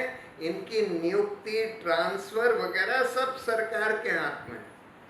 सीबीआई के लिए तो सुप्रीम कोर्ट ने बोल दिया कि सीबीआई के डायरेक्टर की नियुक्ति के लिए एक 3 मेंबर कमेटी होगी, जिसमें प्रधानमंत्री, लीडर ऑफ ऑपोजिशन और चीफ जस्टिस होंगे। लेकिन enforcement directorate, NIA, narcotics control bureau, इस तरह की कई संस्थाएं हैं जो बिल्कुल सरकार के हाथ में हैं, उनके चंगुल में है। पुलिस चीफ के बारे में और पुलिस के बारे में भी सुप्रीम कोर्ट ने 2006 में एक अहम फैसला दिया। पुलिस रिफॉर्म्स के लिए, पुलिस को सरकार के चंगुल से छुड़ाने के लिए उन्होंने बोला कि भाई पुलिस एक बहुत महत्वपूर्ण काम करती है, जो कि क्रिमिनल जस्टिस सिस्टम का पार्ट है, इन्वेस्टिगेशन, प्रोसिक्यूशन वगैरह, और इसलिए पुलिस सरकार के कंट्रोल में पूरी तरह से नहीं हो सकती। और उन्होंने कई 6 आदेश दिए, लेकिन हम देख रहे हैं कि आजकल उन आदेश का भी पालन नहीं हो रहा। और पुलिस जो है, खासकर दिल्ली पुलिस का तो हम रोज देख रहे हैं कि बिल्कुल सरकार के इशारों पर काम कर रही है। जो चाहे उनसे करा लीजिए। अगर आप कहलवाना चाहें कि दिन रात है या रात दिन है, तो वो कहने के लिए तैयार है। तो इस वजह से कानून भी काले कानून हैं, और उनको जो एनफोर्स कर रहे हैं, जो उन कानूनों को लागू कर रही हैं एजेंसीज, वो भी बिल्कुल सरकार के इशारों पर कुछ भी करने के लिए तैयार हो गई हैं। उसी तरह से एक कानून है नेशनल सिक्योरिटी एक्ट, उसमें प्रिवेंटिव डिटेंशन हो सकता है। एक केस वो जावेद मोहम्मद जो यूपी के हैं, उनके केस का भी नोट में जिक्र है, जिनको पहले अरेस्ट किया गया और आखिर में उनके ऊपर एनएसए लगा दी गई। उसी तरह से ये जो चंद्रशेखर आज़ाद, उनको 1 साल तक एनएसए में आप प्रिवेंटिव डिटेंशन में आप किसी को गिरफ्तार कर सकते हैं, ये कह के कि हमको आशंका है। देखिए, इमरजेंसी में मेंटेनेंस मीसा लगाया गया था, जो प्रिवेंटिव डिटेंशन का कानून था, जिसमें कोई अपराध का एक्यूजेशन लगाना जरूरी नहीं है। पुलिस बस ये कह दे कि हमको आशंका है कि अगर इनको गिरफ्तार नहीं किया गया तो ये कोई अपराध करेंगे, और इस आधार पर नेशनल सिक्योरिटी एक्ट में आप प्रिवेंटिवली डिटेन कर सकते हैं और साल भर तक डिटेन रख सकते हैं। कश्मीर में बहुत सारे लोगों को डिटेन किया गया एनएसए लगाकर। बिल्कुल काला कानून है, बिल्कुल गैर संवैधानिक है मेरी राय में, लेकिन अनफॉर्चुनेटली सुप्रीम कोर्ट अपहोल्ड कर देता है। उसी तरह से एक और कानून है, armed forces special powers act, जिसका इस्तेमाल कश्मीर और नॉर्थ ईस्ट वगैरह में किया जाता है, जिसमें कि सिक्योरिटी फोर्सेस को पूरी छूट दे दी गई है कि आप अगर कोई अपराध करेंगे, चाहे आप बलात्कार करें, चाहे आप मर्डर करें, कुछ भी करें, नॉर्मल पुलिस एजेंसीज वगैरह उसका कोई इन्वेस्टिगेशन उनके खिलाफ कुछ नहीं कर सकती। और सिर्फ आर्मी उनके खिलाफ एक्ट कर सकती है अगर वो कोर्ट मार्शल करें वगैरह वगैरह। तो बिल्कुल काला कानून है, लेकिन इसकी भी वैलिडिटी सुप्रीम कोर्ट ने इसको वैध मान लिया। तो बहुत सारे ऐसे कानून इस देश में अनफॉर्चुनेटली बने हुए हैं आज, जो मेरी राय में बिल्कुल गैर संवैधानिक हैं और आर्टिकल 21 के बिल्कुल खिलाफ हैं, लेकिन गलत फैसले देकर उनको अपहोल्ड कर दिया गया है। और उसकी वजह से आज ये सब हो रहा है जो हम देख रहे हैं कि बिल्कुल जो लोग सिर्फ जुल्म के खिलाफ आवाज़ उठाते हैं, और आज तो अगर मुस्लिम हैं, मुस्लिम होना ही अपराध हो गया, मुस्लिम हैं या जुल्म के खिलाफ आवाज़ उठाते हैं, यही अपराध मान लिया गया है। और लोगों को ये कह के पहले आपने एकदम झूठे चार्ज में भीमा कोरेगांव में आनंद तेलतुम्बले वगैरह को, गौतम नवलखा और सुधा भारद्वाज वगैरह को अरेस्ट कर लिया। अब आप ये कहते हैं ये आदमी अपराधी है क्योंकि इसका सुधा भारद्वाज या आनंद तेलतुम्बले से संपर्क रहा। मतलब नया तरीका, किसी को आप बिल्कुल झूठे केस में चार्ज कर दें और फिर एसोसिएशन से आप और लोगों को चार्ज करते जाएं, और ये हो रहा है। और दुर्भाग्य की बात यह है कि इसको आज हमारी न्यायपालिका रोक नहीं पा रही है। ये हाई कोर्ट में कुछ सफूरा वगैरह के केस में, कुछ केस में बेल दी गई और बहुत अच्छे फैसले दिए गए हाई कोर्ट की तरफ से, लेकिन जैसे बताया गया कि सुप्रीम कोर्ट ने उस पर भी रोक लगा दी थी। तो अब ये समय आया है कि इस सब काले कानूनों के खिलाफ लोग, जनता जो है, इतनी जोर की आवाज़ उठाए कि उसके बाद फिर न्यायपालिका को भी ये कहना पड़े कि अच्छा हम इस पर पुनर्विचार करेंगे। पीएमएलए वाले फैसले पर अभी रिव्यू पिटिशन फाइल हुई है, उस पर वो कह रहे हैं पुनर्विचार करेंगे। हम लोगों ने एक केस में यूएपीए के भी ये बेल के प्रावधान चैलेंज करे हैं, जो कि अभी सुप्रीम कोर्ट में विचाराधीन है।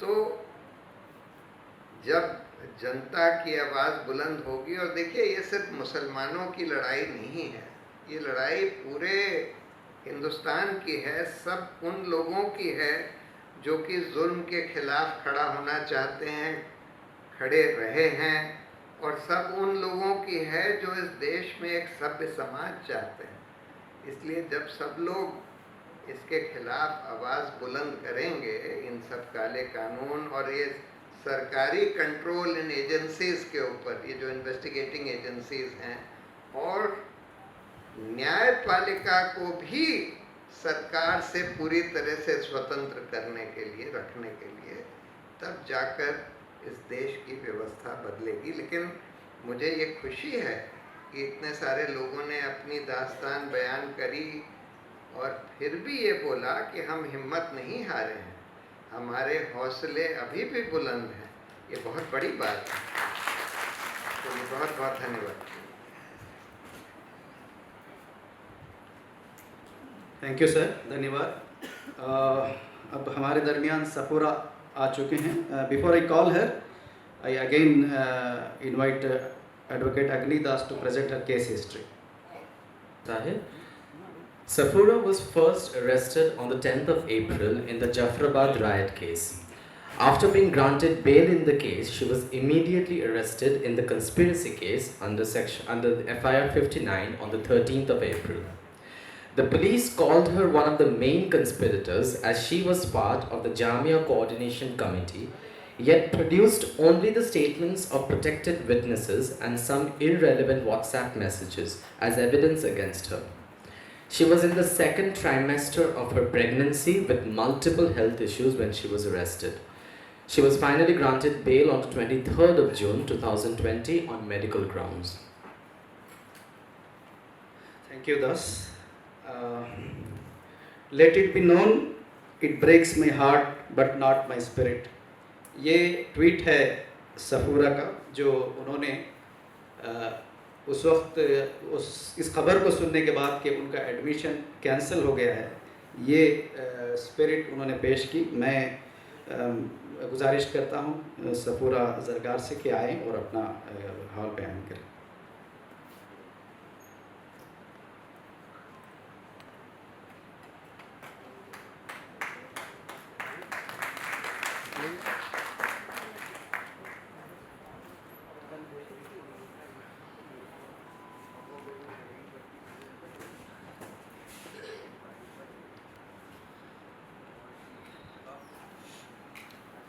Good afternoon to everybody present here.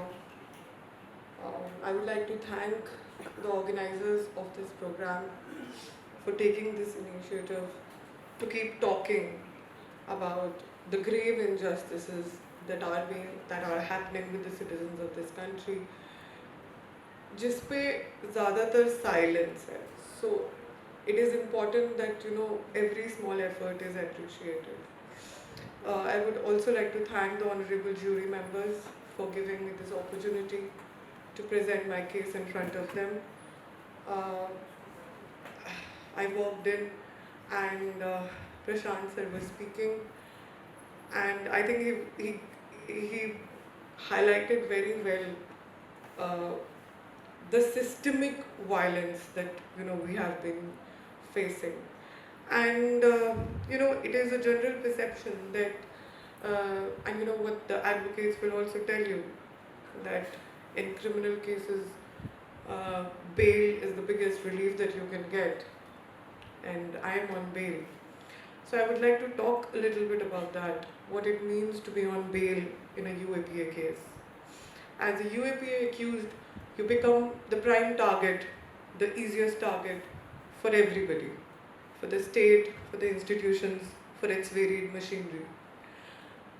Every time there is an issue and people want to talk about or protest about an issue, the police knocks on my door, asking me to refrain from leaving my house. My bail conditions say that I'm supposed to be in touch with my IO every 15 days. So those calls, are marked on the Google Calendar for the 15th day of every month. Mandatory calls. I am supposed to take the permission of the court before leaving Delhi. I come from a small place in Kishtwar, which is in Jammu and Kashmir. I've been very close to my hometown, and we would run off to home at the drop of a hat, if somebody has a good news, or one of my cousins is getting married or something else. And now it's very different, it requires months of planning, it requires a lot of litigation, it requires a lot of running around, it requires multiple calls, and it is just extremely difficult to plan so much ahead, and the kind of delays that happen in our judicial system, it makes everything so, you don't know what's going to happen next. So there's no planning. So I sometimes feel that my life is no longer in my hands, It is in the hands of the state, of course. And of course, you're at the mercy of the trial court, right? So apart from these, and you feel that, this is, and I felt that when I'm out of the jail, so, I have to fight a UAPA case. But then again, I was arraigned in one more FIR which pertains to 13 December protests at Jamia Millia Islamia.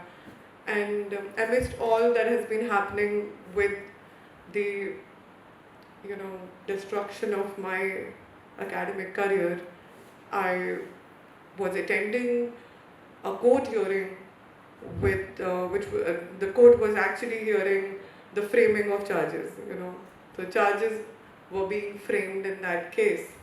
So sometimes I wonder, what should I be more worried about?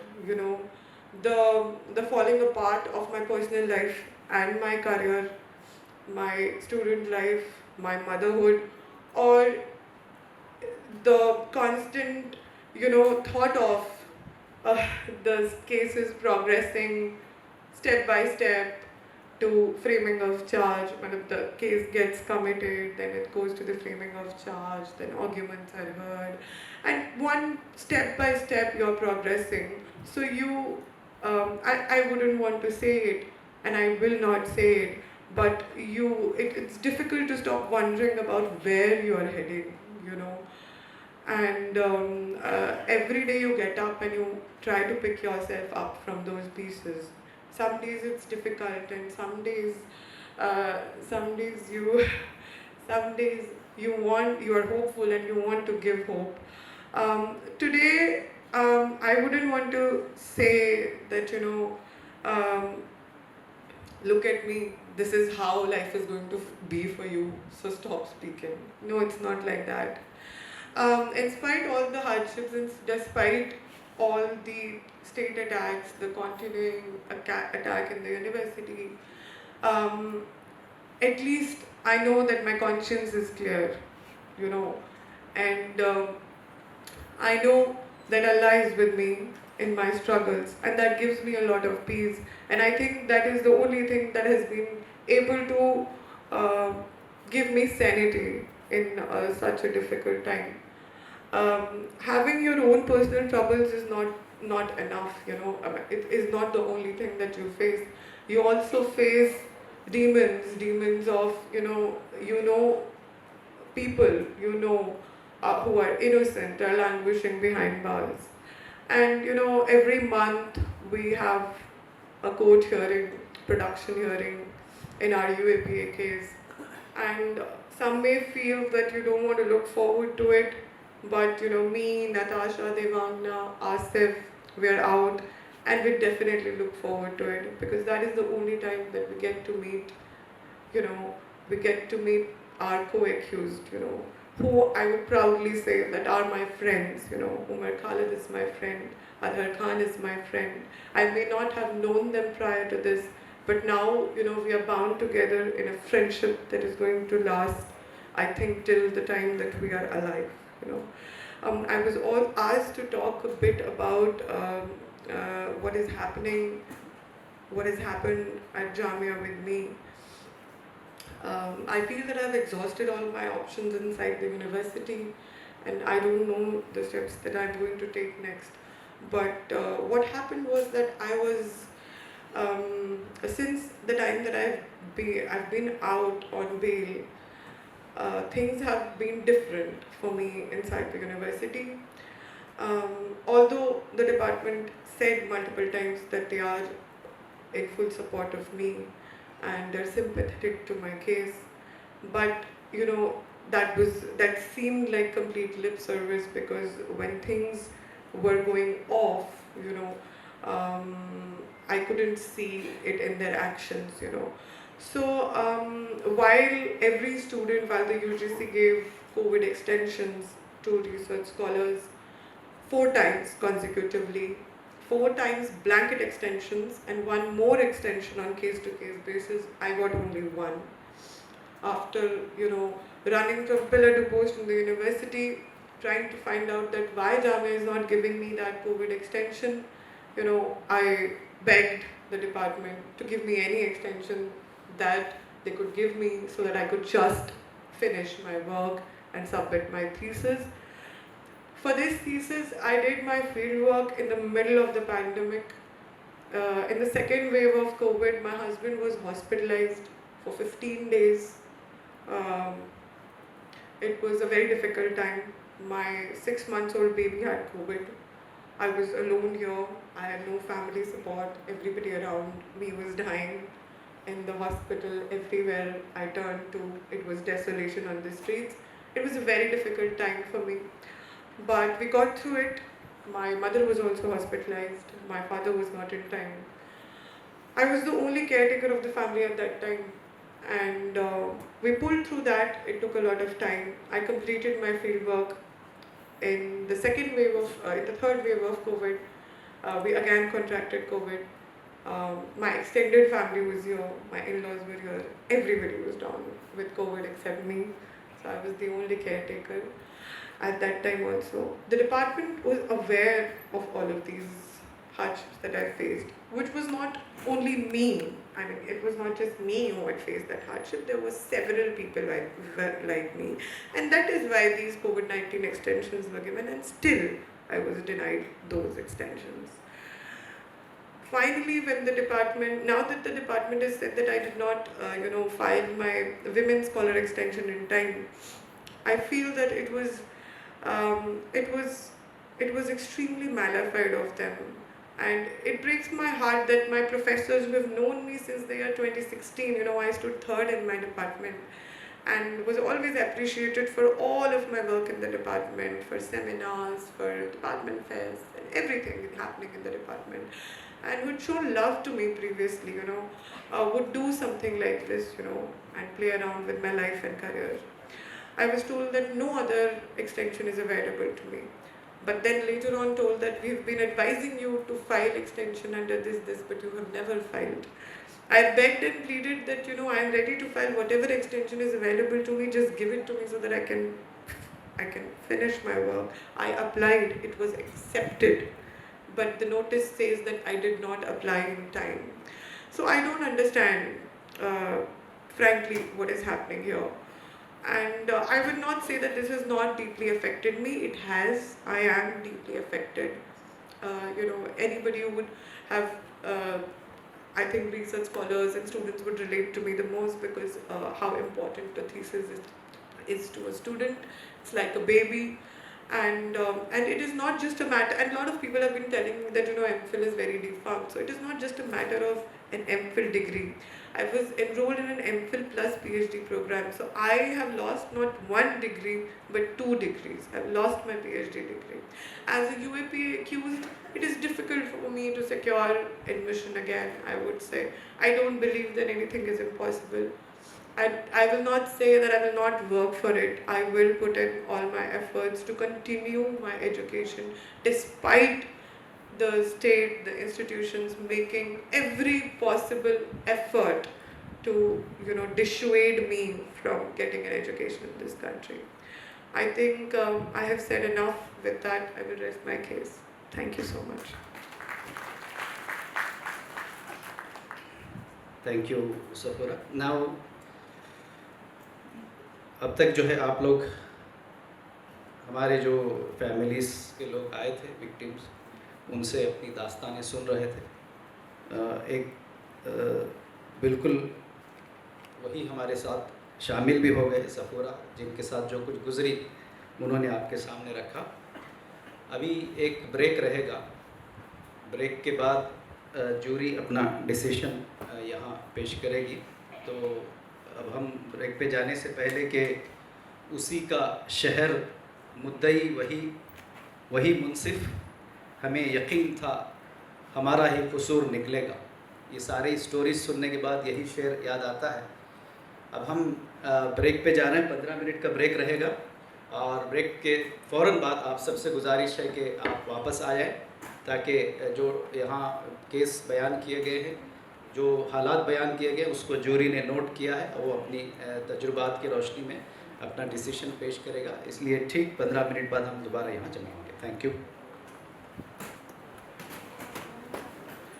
नीचे चाय का इंतज़ाम है, आप लोग चाय ले।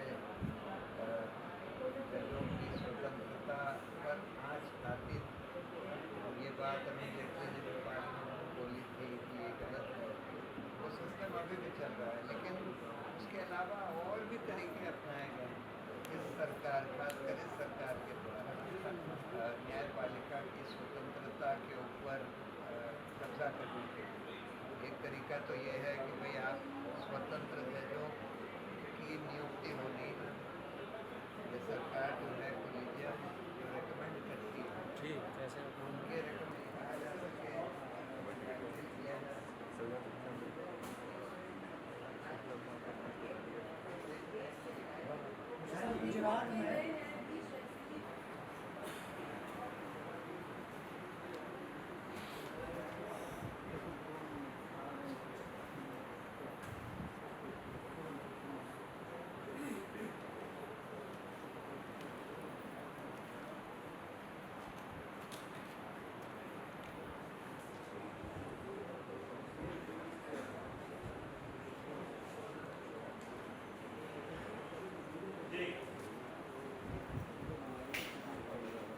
साथियों, हमारा ब्रेक जिस चीज़ का हमको इंतज़ार है, जो केस हिस्ट्रीज यहाँ प्रेजेंट की गई और विक्टिम्स के फैमिली मेम्बर्स और कुछ विक्टिम्स ने जो हालात बयान किए उन सबको जूरी मेंबर्स ने नोट किया। फिर उन्होंने आपस में डिस्कशन करने के बाद अब अपने ऑब्जर्वेशंस वो लोग पेश करेंगे।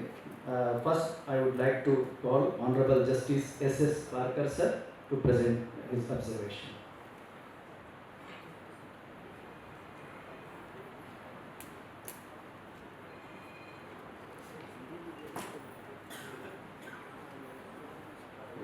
Friends, I take this opportunity to congratulate the organizers of this today's meeting for trying to help those who appear to be subjected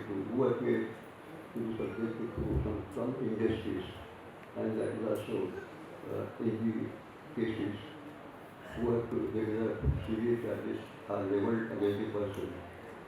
Now we have the opinion to hear only one side, unless the judgment can be given or observation to be made when both sides are heard.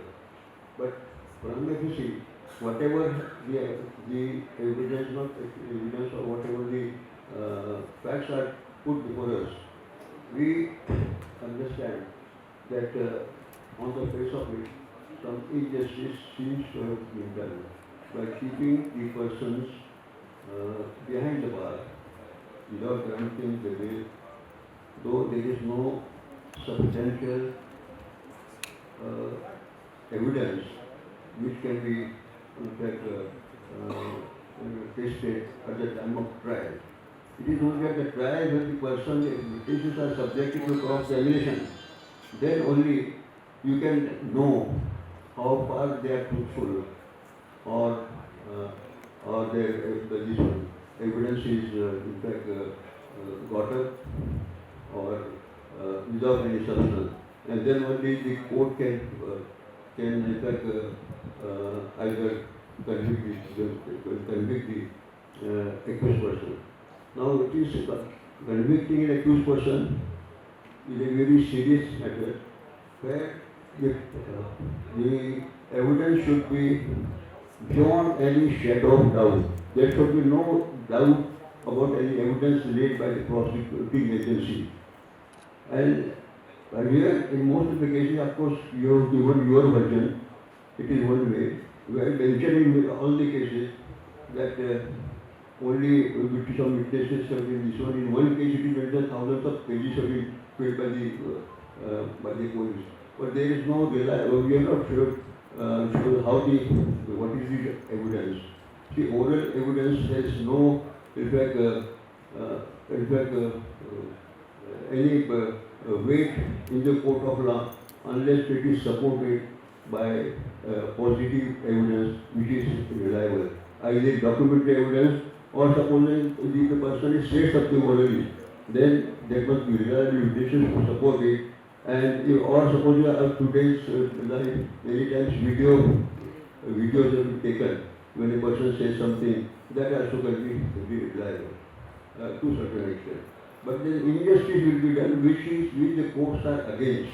The trade of the courts and the judiciary and the system of justice is against a convicted person unless and until there is reliable evidence which can be tested only at the time of trial by cross-examining the witnesses. Now here, you see the stage where the person is asking for, okay, You are filing charge sheet, police are filing charge sheet, but you are asking for bail on the ground because otherwise you are not going to get the trial done immediately. In our country, it takes years. It takes time. We have seen for minor offenses, person is put in jail, and because he is not able to go to the court, and therefore he is there in jail for more than the total amount of this one sentence which can be given in that case. There are several cases. Therefore, the courts are very try to see that there must be prima facie evidence, reliable evidence at the stage of grant of bail. When you apply for bail, the court must see. Or the court can even at that time, without your application also, should see prima facie what is this one, there is some this one, and what will be the offense. Accordingly, they should, of their own, they should grant. Because as I was said, the bail is the rule. And rejection of the bail is in fact very. And I'm glad that those who spoke as the mother or wife of the accused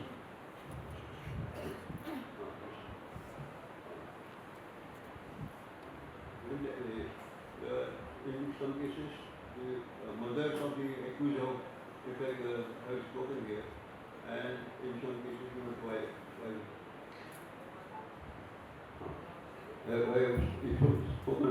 spoken here, and I'm glad they उन्होंने तो अपना घोषणा नहीं छोड़ रहे हैं, और they have got will to in fact fight the case and win. I'm sure they will surely succeed if the case is positive. But then one thing the court has to see is that a person is not unnecessarily put in jail for a number of years. So ultimately, who is going to be acquitted? Then that is in fact in fact there is a rule about there is a ruler among men also. There is a ruler that where we have to give one good this one and those persons who have said I find there is a saying will find a way. Find a way. Will find a way. Those who have got the will to fight certainly find a way to come out of this if they are innocent. Now, I would also like to mention here the one couplet, two couplet, which had seen in a judgment which was given by the Allahabad High Court in the case of 19th century, 1880s. And that was the Qareeb that couplet is Qareeb hai yaar.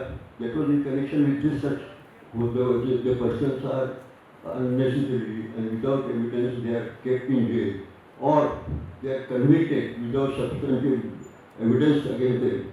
Then he said that one poet is given which was cited by the I will tell you his name also. Qareeb hai yaar रोज महशर छुपेगा पुष्पों का फूल के ऊपर. पुष्प means people who have been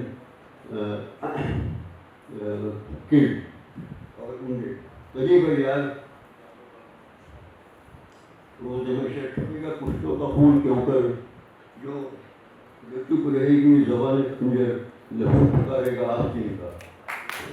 But that was in fact considered by the judges every event. That today if he does injustice, he is also going to be judged. There is a final judgment going to come after this one, elimination of this entire universe.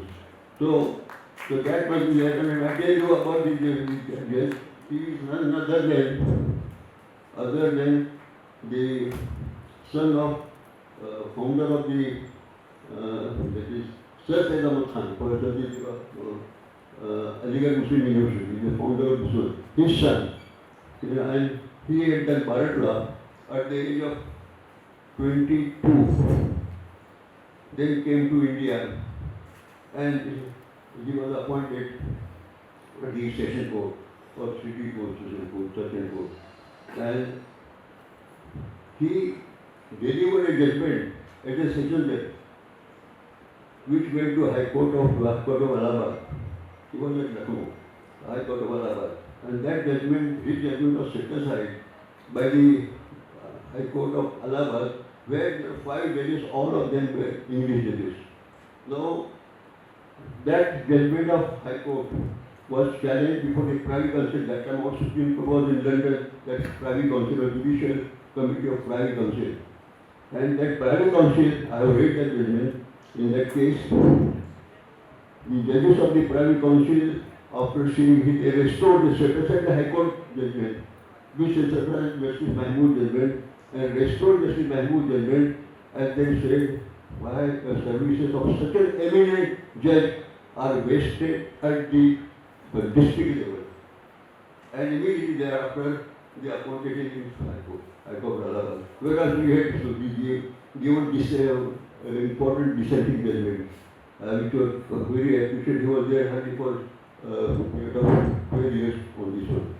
So, you must have, in fact, the confidence, and you should find out if any injustice is done. And the worst thing, if any injustice is done by an authority who is supposed to do nothing but justice. That is, court of law is supposed to do justice. Now, in these cases which are given and cited, there is not written what are the evidence of witnesses. But it seems there is no substantive evidence, only the men known to police, they have recorded, and the trial court don't seem to have, in fact, gone through this one, or taken care to see that there is some evidence which is reliable, so that, because that was the stage where we are not acquitting a person, but we are only granting a bail if there is no solid evidence against him. So, if there is no solid evidence, you must try to go to the higher court. You are more likely to succeed in the higher court. Now here,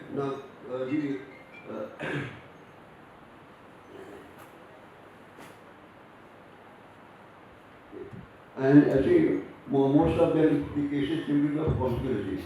And they have collected from their witnesses, they say there are some police-bound witnesses are there.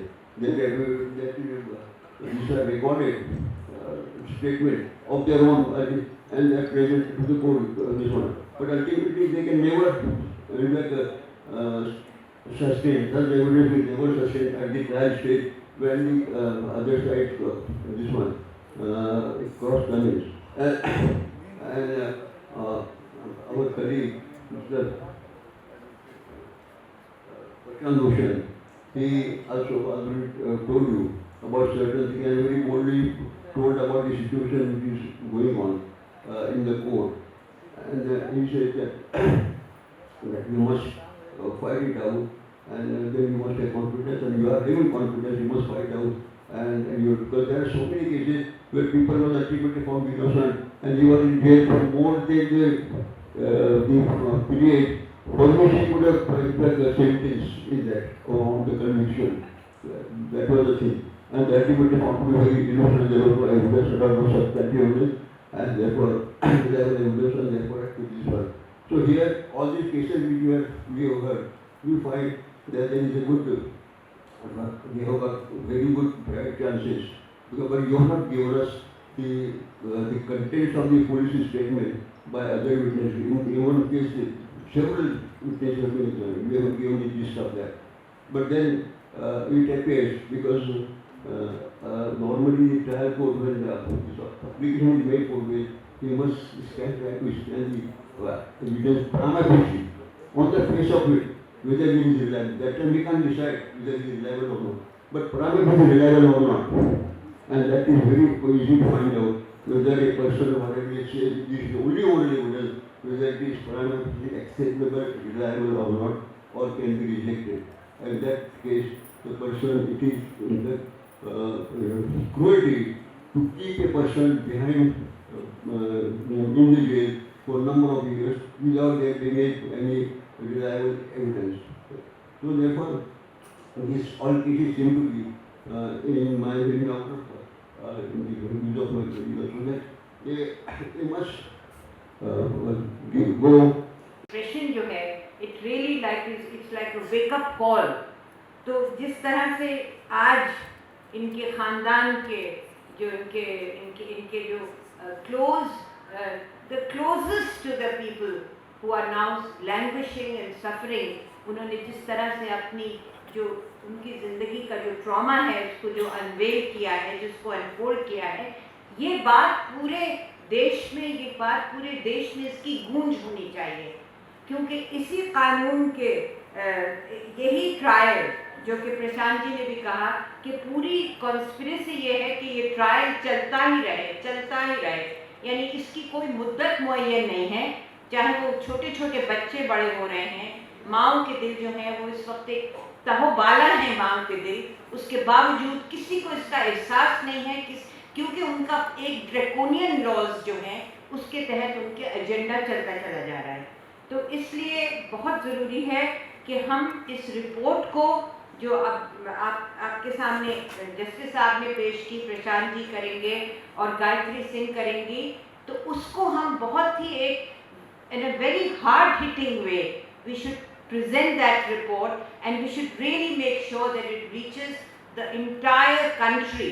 क्योंकि जैसे हमने कहा है कि जिस तरह की हिम्मत इस वक्त हमने देखी है, जिसका मुजाहिरा हमने देखा है, उस हिम्मत से हमें ये लगता है कि इस वक्त हम लोग इस वक्त जिस क्राइसिस में हम फंसे हुए हैं, जिस तरह से एक हमारे लिए जैसे इन्होंने कहा है कि लहू पुकारेगा आस्ती को, उसी तरह से साहिर साहब ने भी ये कहा था कि खून फिर खून है, जुल्म फिर जुल्म है, बढ़ता है तो थम जाता है, खून फिर खून है, टपकेगा तो जम जाएगा। तो ये वो खून है जो इन माँओं की आंखों से बह रहा है इस वक्त, और ये खून जमेगा। और वो खून ये नहीं है कि आप आंखों से देख रहे हैं कहीं कोई शहादत हो रही है, ये खून वही खून जिगर है जो आंखों से बह रहा है। तो मैं ये समझती हूँ कि अगर हम इनके जो ऑब्जर्वेशंस हैं उसको हम ठीक से प्रोजेक्ट करें मीडिया के थ्रू, both visual media, print media, social media, whatever it is, and we will be able to reach. And यही जो एक प्रोटेस्ट है, यही जो एजिटेशन है जो हमने बिल्कुल बानो के केस में पूरे देश में हमने देखा है किस तरह से लोग खड़े हुए हैं और उससे डामाडोल हो गया है, मामला यकीनन वल्नरेबल हो गया है। इस तरह अब जो इख्तिदार है, इख्तिदार वल्नरेबल हो गया है, तो उस वल्नरेबिलिटी को उसी को we should strike at that vulnerability because this is the time to strike at that vulnerability। वो कमज़ोर इस वक्त थोड़ा सा कमज़ोरी का मुशाहिबत है, तो हमें उसी वक्त अपने वार को बहुत ही केयरफुली, जुडिशियसली और इन लोगों की मदद से हमको वो हथियार इस्तेमाल करना चाहिए। बस यही बात कहते, बहुत बहुत शुक्रिया। Thank you very much.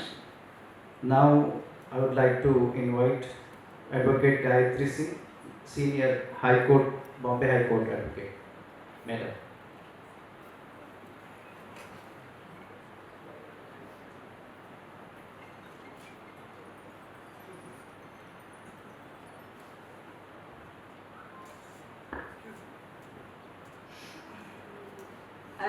I'd just like to say a few words. I would first like to say that all those people who spoke, it was very, very moving, and it is not just question of being moved by emotions, but also the anger that we all feel towards what has happened to them. I think that anger we should be able to mobilize throughout the country against that, and not just say, oh, poor things and all that. That we should be angry about it. That is one. I would just like to very, very briefly, because Prashant Bhushan will also speak, is on the statements that were given. अगर हम देखेंगे उमर खालिद का जो statement इधर दिया गया, उमर खालिद के दो जो केसेस थे उसमें सब में उनको बेल मिल गया, लेकिन जो एविडेंस उधर रखा गया वो क्या था? 11 लाख पेजेस का एविडेंस। 11 लाख, मतलब अगर उन्होंने कुछ भी गुनाह किया तो एक दो लाइन में क्लियर होना चाहिए कि ये यूएपीए का केस है, इधर ये पूरे जो गवर्नमेंट है, जो स्टेट है, उनको ये उमर खालिद खतरा है और ये एक टेररिस्ट है। लेकिन यहाँ पे सिर्फ ये जो 11 लाख का जो एविडेंस उधर पेश किया गया, उसके ऊपर कुछ भी ऐसा बताया नहीं गया कि इन्होंने ये उमर खालिद एक टेररिस्ट है।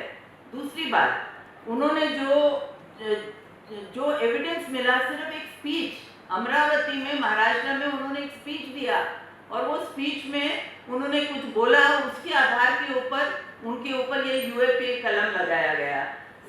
तो उमर खालिद का जो ये है, जैसे उनको बेल मिला उसके तुरंत बाद उनके ऊपर यूएपीए लगाया। सिमिलरली खालिद सैफी का क्या हुआ, उनको भी बेल मिला लेकिन तुरंत उसके बाद यूएपीए केस लगाया गया। और हम देखेंगे कुल्फी शाह का भी केस सिमिलर है, वहाँ पे उनको टॉर्चर किया गया, लेकिन उसके बारे में, टॉर्चर के बारे में कोई कुछ बोलता नहीं है कि ये जो टॉर्चर उनको अंदर किया गया, पुलिस ने जो किया, उसके बारे में पुलिस के ऊपर कुछ कार्रवाई करना चाहिए, लेकिन उसके बारे में किसी ने कोई कुछ बोलता नहीं है। और तीसरा जो अतर खान का जो है वो भी सिमिलर है कि बेल सब जो दूसरे जो केसेस है आईपीसी के अंदर, जो बेल उनको मिलना चाहिए था वो बेल मिल गया, लेकिन उसके बाद उन स्टेट गवर्नमेंट ने तय, सेंट्रल गवर्नमेंट ने तय किया नहीं, उनके ऊपर यूएपीए लगाना चाहिए। तो मुझे सिर्फ इतना बोलना है कि हमें निराश नहीं होना चाहिए। ये सब जो केसेस है ये बाद में यूएपीए के केसेस इनके ऊपर लगाया गया। और नताशा का जो केस है, अगर सब आप लोग ने पढ़ा होगा नताशा का जजमेंट जो दिल्ली हाई कोर्ट ने दिया, वो बहुत ही सुंदर जजमेंट है। उसके बाद सुप्रीम कोर्ट इसके बारे में सुनवाई करने वाली है, लेकिन वो जजमेंट में उन्होंने खास ठोस रूप से बोला कि ये जो यूएपीए का केस जो नताशा के ऊपर लगाया है, ये एक कारण है लगाने का कि उसको बेल नहीं मिले, इसकी वजह से ये कलम लगाया गया है। तो ठोस रूप से उन्होंने जजमेंट में बोला है। सिमिलरली वैसा ही हो गया है, ये सब जो 3-4 केसेस है उनमें सब में यूएपीए केसेस लगाए गए, जबकि कोई भी एविडेंस नहीं है कि उन्होंने कुछ भी ऐसा एक खतरनाक टेररिस्ट एक्ट किया। और नताशा के केस में जज ने टेररिस्ट एक्ट क्या होता है उसके ऊपर उन्होंने बहुत सारा कुछ लिखा है, और लॉ एंड ऑर्डर क्या है उसका कैसे उपयोग करना चाहिए, उसके दोनों के अंतर्गत में उन्होंने एक इंटरप्रिटेशन दिया है। और उन्होंने बोला जो भी कुछ है वो लॉ एंड ऑर्डर, ज़्यादा से ज़्यादा लॉ एंड ऑर्डर हो सकता है, लेकिन यूएपीए का केस नहीं हो सकता है। तो हमें इतना ही बोलना है कि जो भी कुछ इधर रखा गया उसमें ये साफ स्पष्ट होता है कि यूएपीए केस सिर्फ बाद में उनको बेल नहीं मिले उसकी वजह से लगाया गया है। और इसलिए ये सब जो चारों जो केसेस है उनका जो हाईकोर्ट में पिटीशन पेंडिंग है, वो हाईकोर्ट पिटीशन होपफुली उसके ऊपर अगर हम लोग ज़्यादा आवाज़ उठाएंगे, इसके बारे में कुछ बोलेंगे, तो हाईकोर्ट भी इसके बारे में सोचने का विचार करेंगे। तो हमें निराश होना नहीं चाहिए। ये भी हाईकोर्ट में जब भी ये मैटर आएगा, उसको नताशा का केस से और इनका केस में क्या संबंध है, वो हाईकोर्ट जरूर जज इसके बारे में सोचेंगे।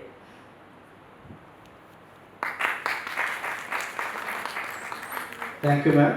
Finally, I invite Advocate Prashant Bhushan ji to present his observations.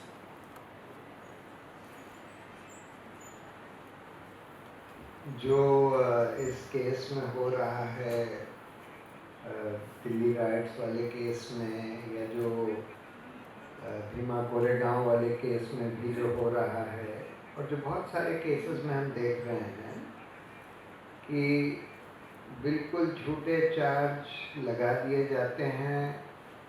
और इस केस में, दिल्ली राइट्स वाले केस में तो इन्होंने कमाल ही कर दिया है कि एक कहते हैं कई लाख पेज की चार्जशीट फाइल करी है और उसमें सब लोगों को एक ही चार्जशीट में चार्ज कर दिया है और इतने सारे सेक्शंस लगा दिए हैं जिसमें murder, attempt to murder, dacoity, mischief by fire, house trespass, rioting, sedition, सब कुछ लगा दिया है।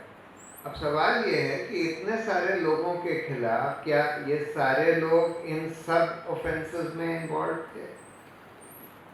क्या ये सारे लोगों ने मिलकर कॉन्स्पिरेसी करी? मतलब ये इतना एब्सर्ड चार्ज है और जानबूझ के एक ही चार्जशीट में सबको इसलिए लाया गया है कि ट्रायल जो है 10, 20, 50 साल तक चलता रहे, ट्रायल कभी खत्म ही ना हो।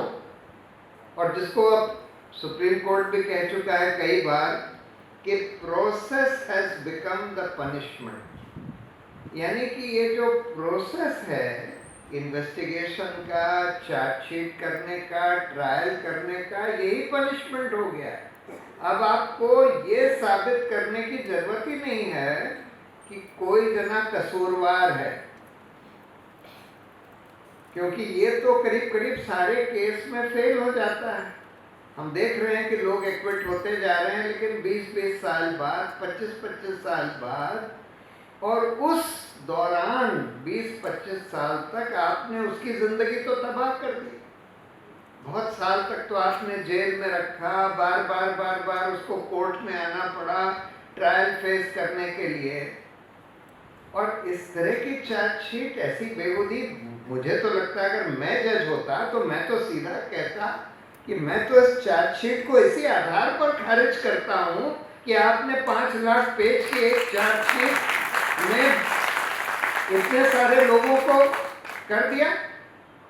अरे हर एक जने के खिलाफ अलग अलग चार्जशीट होनी चाहिए जिसमें बिल्कुल स्पेसिफिक होना चाहिए कि भाई इस आदमी ने क्या किया, इस आदमी ने क्या किया, इस आदमी ने क्या किया, इसने क्या किया।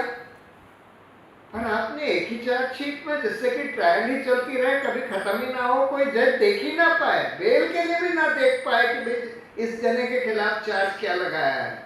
5 लाख पेज पढ़ने में तो आपकी जिंदगी गुजर जाएगी। तो एकदम बिल्कुल मेलाफाइडी। और इसीलिए मैं कहता हूं अब ये समय आ गया है कि जो पुलिस ऑफिसर्स इस तरह का झूठा इन्वेस्टिगेशन, झूठे चार्जेस और इस तरह की ऑमनिबस चार्जशीट्स फाइल करते हैं, उनको प्रोसिक्यूट करना चाहिए फॉर मैलिशियस प्रोसिक्यूशन। जब तक ये नहीं होगा, जब तक कुछ पुलिस अफसर इसमें इनका प्रोसिक्यूशन, कन्विक्शन और पनिशमेंट नहीं होता, इस तरह के मैलिशियस प्रोसिक्यूशन के केसेस में, तब तक ये व्यवस्था नहीं सुधरेगी। क्योंकि इन लोगों को लगता है कि ये तो बड़ा आसान है, यही कहते रहो कि भाई हम इन्वेस्टिगेशन कर रहे हैं, कई साल, 10-10 साल तक इन्वेस्टिगेशन चलाओ, फिर 5 लाख पेज की चार्जशीट फाइल कर दो, बोलो कि अब तो 50 साल ट्रायल चलेगी, और उसमें UAPA वगैरह का चार्ज लगा दो जिससे बेल ही ना मिल पाए। इसीलिए वो जो सफूरा के केस में जिस जज ने बोला, ये तो एब्सर्ड है, UAPA तो टेररिस्ट ऑफेंसेस के लिए बनाया था, असल में उसमें एक सेक्शन सेडिशन की तरह है जिसमें लिखा है कि creating disaffection against the state is sedition, is an unlawful activity। अब डिसअफेक्शन अगेंस्ट द स्टेट यानी कि अगर आप प्रोटेस्ट कर रहे हैं, UAPA के खिलाफ प्रोटेस्ट कर रहे हैं, तो एक तरह से आप स्टेट के खिलाफ या सरकार के खिलाफ डिसअफेक्शन तो कर ही रहे हैं। उस पर सुप्रीम कोर्ट ने अभी हाल में बोला है कि इसको सेडिशन को हम स्टे कर रहे हैं। अब सेडिशन का चार्ज नहीं लगाया जाएगा और जितने चार्जेस पेंडिंग हैं उसमें तुरंत आप लोग बेल के लिए या डिस्चार्ज के लिए अप्लाई कर सकते हैं। इसीलिए सारे कोर्ट्स को ये कहना चाहिए कि UAPA का चार्ज इस आधार पर नहीं लगाया जा सकता जो सफूरा के केस में जज ने बोला। सही बोला बिल्कुल। UAPA का चार्ज आप नहीं लगा सकते, और UAPA का चार्ज अगर आप हटा दें तो सबको फट से बेल मिल जाएगी, क्योंकि बेल के प्रिंसिपल्स बिल्कुल क्लियर हैं। लेकिन बेल के बियॉन्ड जाता है ये। अगर आप इस तरह का मैलिशियस प्रोसिक्यूशन, एक ऑमनिबस चार्जशीट फाइल करके जिसमें आपने 5 लाख पेज की चार्जशीट बना दी है, 100 लोगों के 200 लोगों के खिलाफ एक ऑमनिबस चार्जशीट फाइल कर रहे हैं, ये बिल्कुल मैलाफाइड ही है। इसको इसी आधार पर सिर्फ खारिज ही नहीं करना चाहिए, पुलिस ऑफिसर्स को दंडित करना चाहिए कि आप बिल्कुल मैलिशियस प्रोसिक्यूशन कर रहे हैं।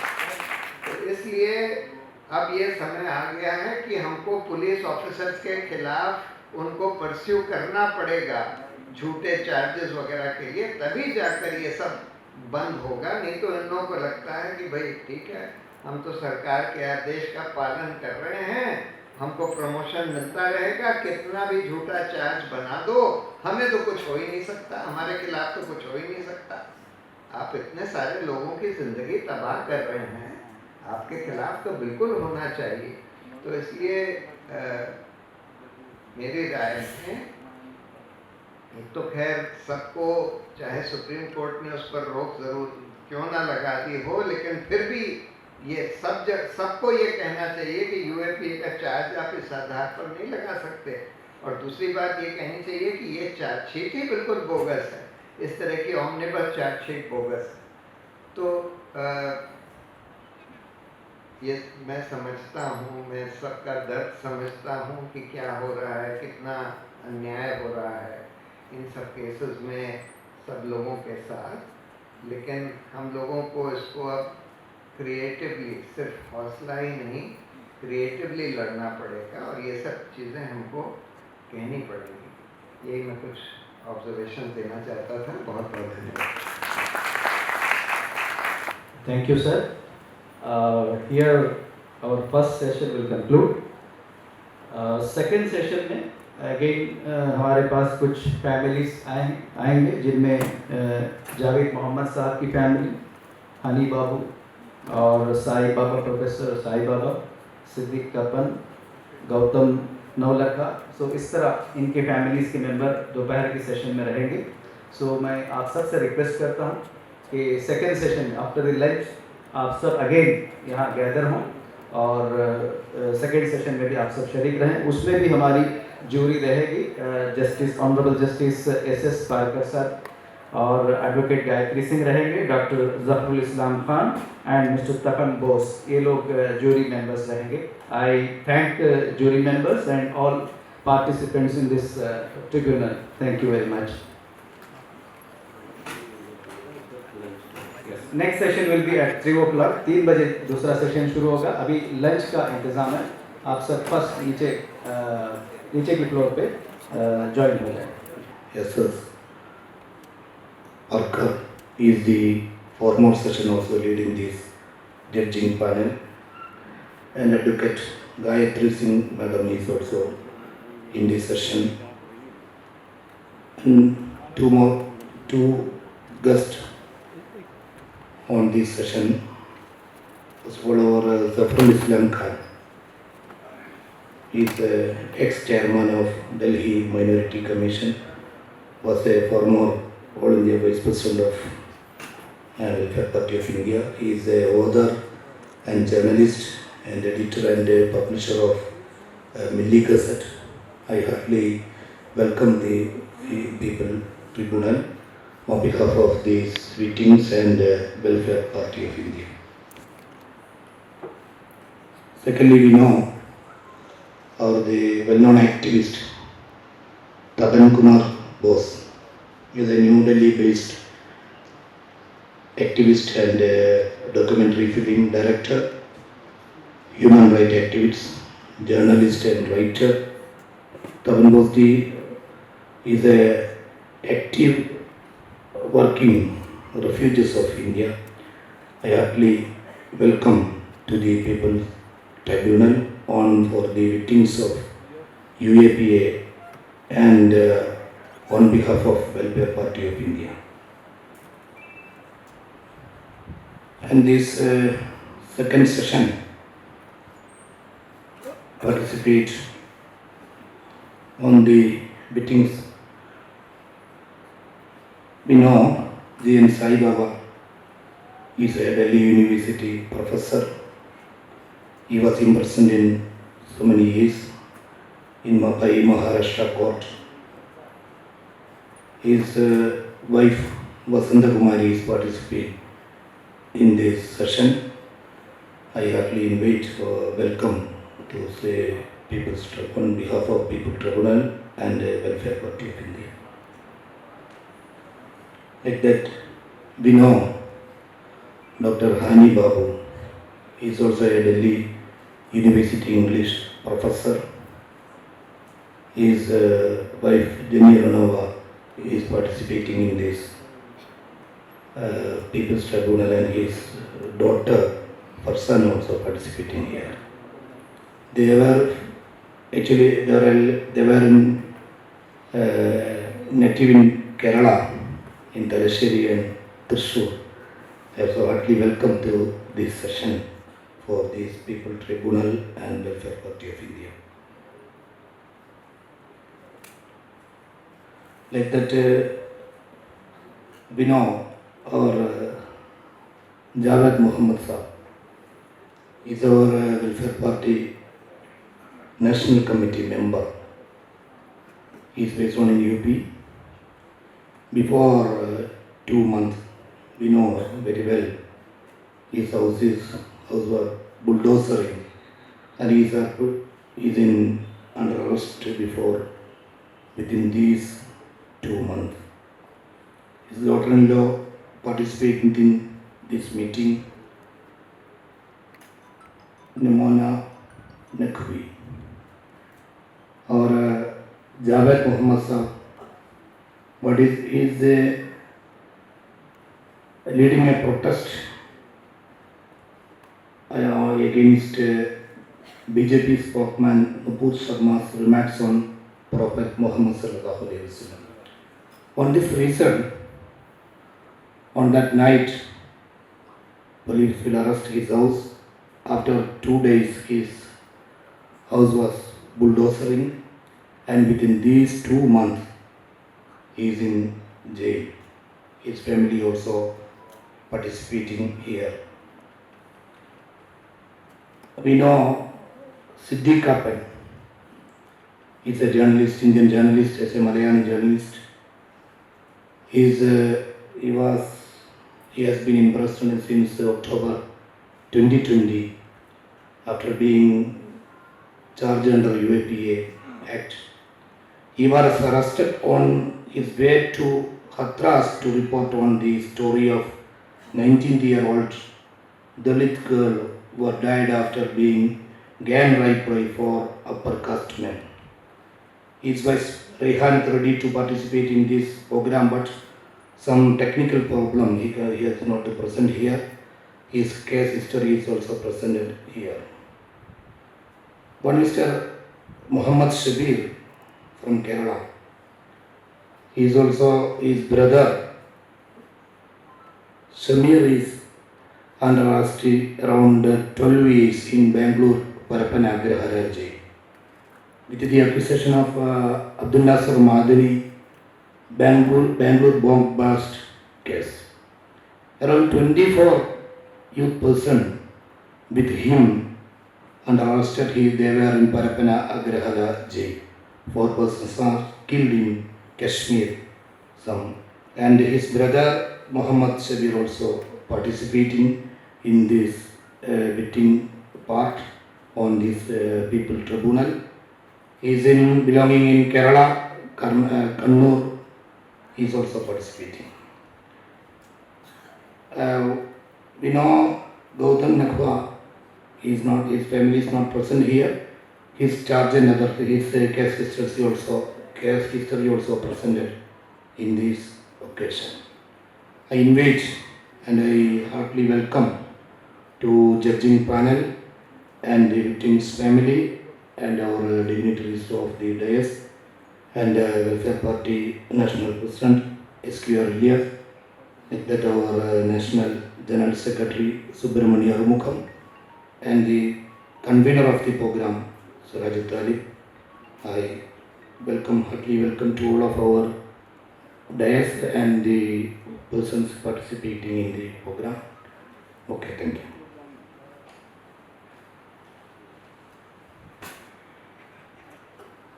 बहुत बहुत शुक्रिया जनाब रज़ाक पालवी साहब। जैसा कि आपको मालूम है कि आज ये प्रोग्राम का हमारा दूसरा सेशन है और इस वक्त हमारे जो बहुत ही मोहतरम मेहमानान हैं यहाँ तशरीफ़ फरमा है।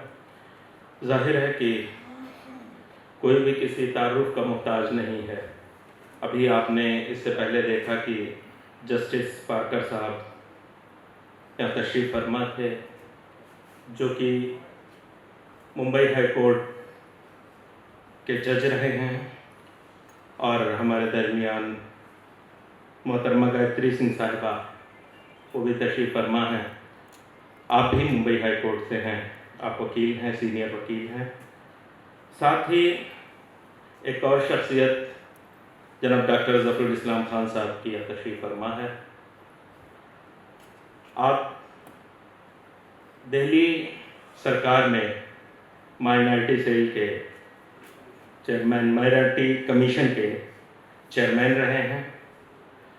बाकी आपकी जो अदबी खिदमात हैं वो रोज़े रोशन की तरह आया है, सारे लोग जानते हैं। आप पहले वेलफेयर पार्टी ऑफ इंडिया के जनरल सेक्रेटरी भी रहे हैं, आप नेशनल वाइस प्रेसिडेंट रहे हैं, और एक शख्सियत हमारे पास जनाब तपन बोस साहब की यहाँ तशरीफ़ फरमा है। तो हज़रात, आइए इस सिलसिले को आगे बढ़ाते हुए आज जिन लोगों पर हमें आगे चर्चा करनी है उनमें एक नाम है जनाब जावेद मोहम्मद साहब का। जावेद मोहम्मद साहब इलाहाबाद के रहने वाले हैं और एक बेहतरीन समाज सेवी हैं। आपका ताल्लुक वेलफेयर पार्टी ऑफ इंडिया से भी है, और वो एक ऐसी शख्सियत हैं कि जब भी इलाके में सद्भावना की बात आती है तो जावेद साहब को याद किया जाता रहा है।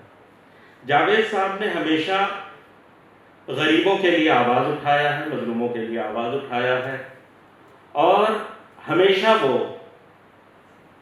हक के लिए, हक की आवाज़ के लिए जाने जाते रहे हैं, पेश रहे हैं। लेकिन पिछले दिनों जब नुपुर शर्मा का वो मामला पेश आया आहनत रसूल सल्लल्लाहु अलैहि वसल्लम का, उसके बाद मुल्क के मुख्तलिफ हिस्सों में एहतजाज शुरू हुए। वहाँ एहतजाज को किसी ने कॉल नहीं किया था, ये कैसे हुआ, कहाँ से हुआ, इस पर उनसे बात की गई और प्रशासन के साथ, इंतज़ामिया के साथ उन्होंने यकीन दहानी की कि कोई भी माहौल ख़राब होने वाला नहीं। लेकिन उसके एक एहतजाज के बाद उसको उठा लिया गया, घर को डेमोलिश कर दिया गया। दूसरी शख्सियत हैं जनाब हनी बाबू साहब की, जनाब प्रोफेसर साई बाबा साहब, जनाब सिद्दीक कप्पन साहब और जनाब गौतम नवलखा साहब। आप सभी के घरों से यहाँ लोग मौजूद हैं, तो बाकायदा मैं इस सिलसिले को आगे बढ़ाते हुए जनाब अग्निदास साहब से गुजारिश करूँगा कि उनके ऊपर जो चार्जेस लगाए गए हैं वो यहाँ पर रखें। पहले हम जनाब जावेद मोहम्मद साहब के ऊपर जो चार्जेस लगे हुए हैं उन पर बात रखने के लिए मैं जनाब अग्निदास साहब से गुजारिश करूँगा कि आप। Thank you. I will be starting by narrating the background of Mr. Javed Mohammed. A former student leader, Javed Mohammed was a strong believer in democratic values, secular traditions, and harmony of composite culture. Joining a political and fit welfare party of India, his activities spread to many walks of social life. He filed successfully a series of public interest litigations or PILs for the rights of the common people, for civic amenities and against the state repressions, and on state and police brutalities against the CAA protests throughout the state of Uttar Pradesh. Javed was one of the main organizers of a 66 days long peaceful and non-violent protest on the CAA in Mansoor Park of Allahabad. He stood in solidarity with the farmers' movement, advocates' strike, the hijab issue, and other issues of public importance. He was the secretary of the Kabristan Committee, where he did tremendous work to remove the illegal encroachments. As a social, political worker, Javed actively helped migrant workers, poor laborers, families during the entire lockdown period to provide food, clothes, shelter, and medicines. Coming to the facts of the case, on 3rd June, there was a mass protest in Kanpur against the statement of Nupur Sharma on her statement on the Prophet, which many arrests were made and the police resorted to lathi charge, brutal beating, and custodial torture. On the next Friday, that is 12th June 2022, Javed Muhammad issued a WhatsApp message and circulated it widely, requesting all Muslim brethren of Allahabad not to indulge in any activities of violence and lawlessness. He requested everyone to come back to their respective homes after offering namaz and not to gather at public places. District police officers were also in his contact as he was an active member of Peace Committee, comprising prominent citizens and civil society members along with police officers. He remained at his house throughout the day, which is evident from CCTV footage. On 12th June that day, hundreds of youth gathered near Allaha Chauraha, protesting on the Prophet issue, where a heavy contingent of police was deployed. Police lathi charged them and thereafter stone pelting happened, followed by some violence and arsenic, but the situation was fully controlled within 3 to 4 hours as the SSP of Allahabad addressed the media. The SSP wanted to meet him at Kotwali. At about 9 p.m. that day, a jeep of police from Koreli police station came to his house and told him that. Javed Muhammad went there on his scooty, where he was detained, and abruptly the SSP of Allahabad announced that Javed Muhammad was the mastermind of all the violence. The next day, he was sent to Naini jail. In a dramatic way, an FIR was registered against him. Without informing his family members and lawyers, he was shifted to Deoria jail within 1 week, which is 350 kilometers away from Allahabad. On 15th July 2022, the District Magistrate of Allahabad imposed the National Security Act, or the NSA, upon Javed Muhammad in a very mechanical manner without application of mind. His implication, each and every FIR, is false with a purpose to silence a brave, uncompromising and democratic voice. On the midnight of 10th June 2022, police of Allahabad forcibly took his wife Parveen Fatima and daughter Sumaya and illegally detained them in Mahila Thana till morning of 12th June 2022 without a warrant or an FIR. The National Commission of Women, or the NCW, issued notice to the DGP of Uttar Pradesh on this.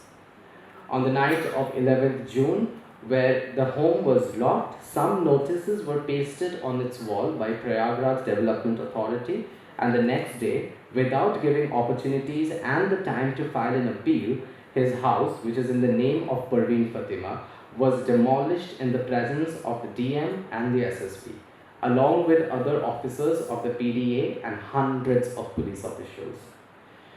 Replies have been sent to the notices of the NSA. Javed was produced before the advisory committee of the NSA at Lucknow. His bail applications have been rejected by the Sessions Court and is being filed before the High Court currently. A writ petition challenging the demolition of the house of Parveen Fatima is under argument before the Allahabad High Court as well.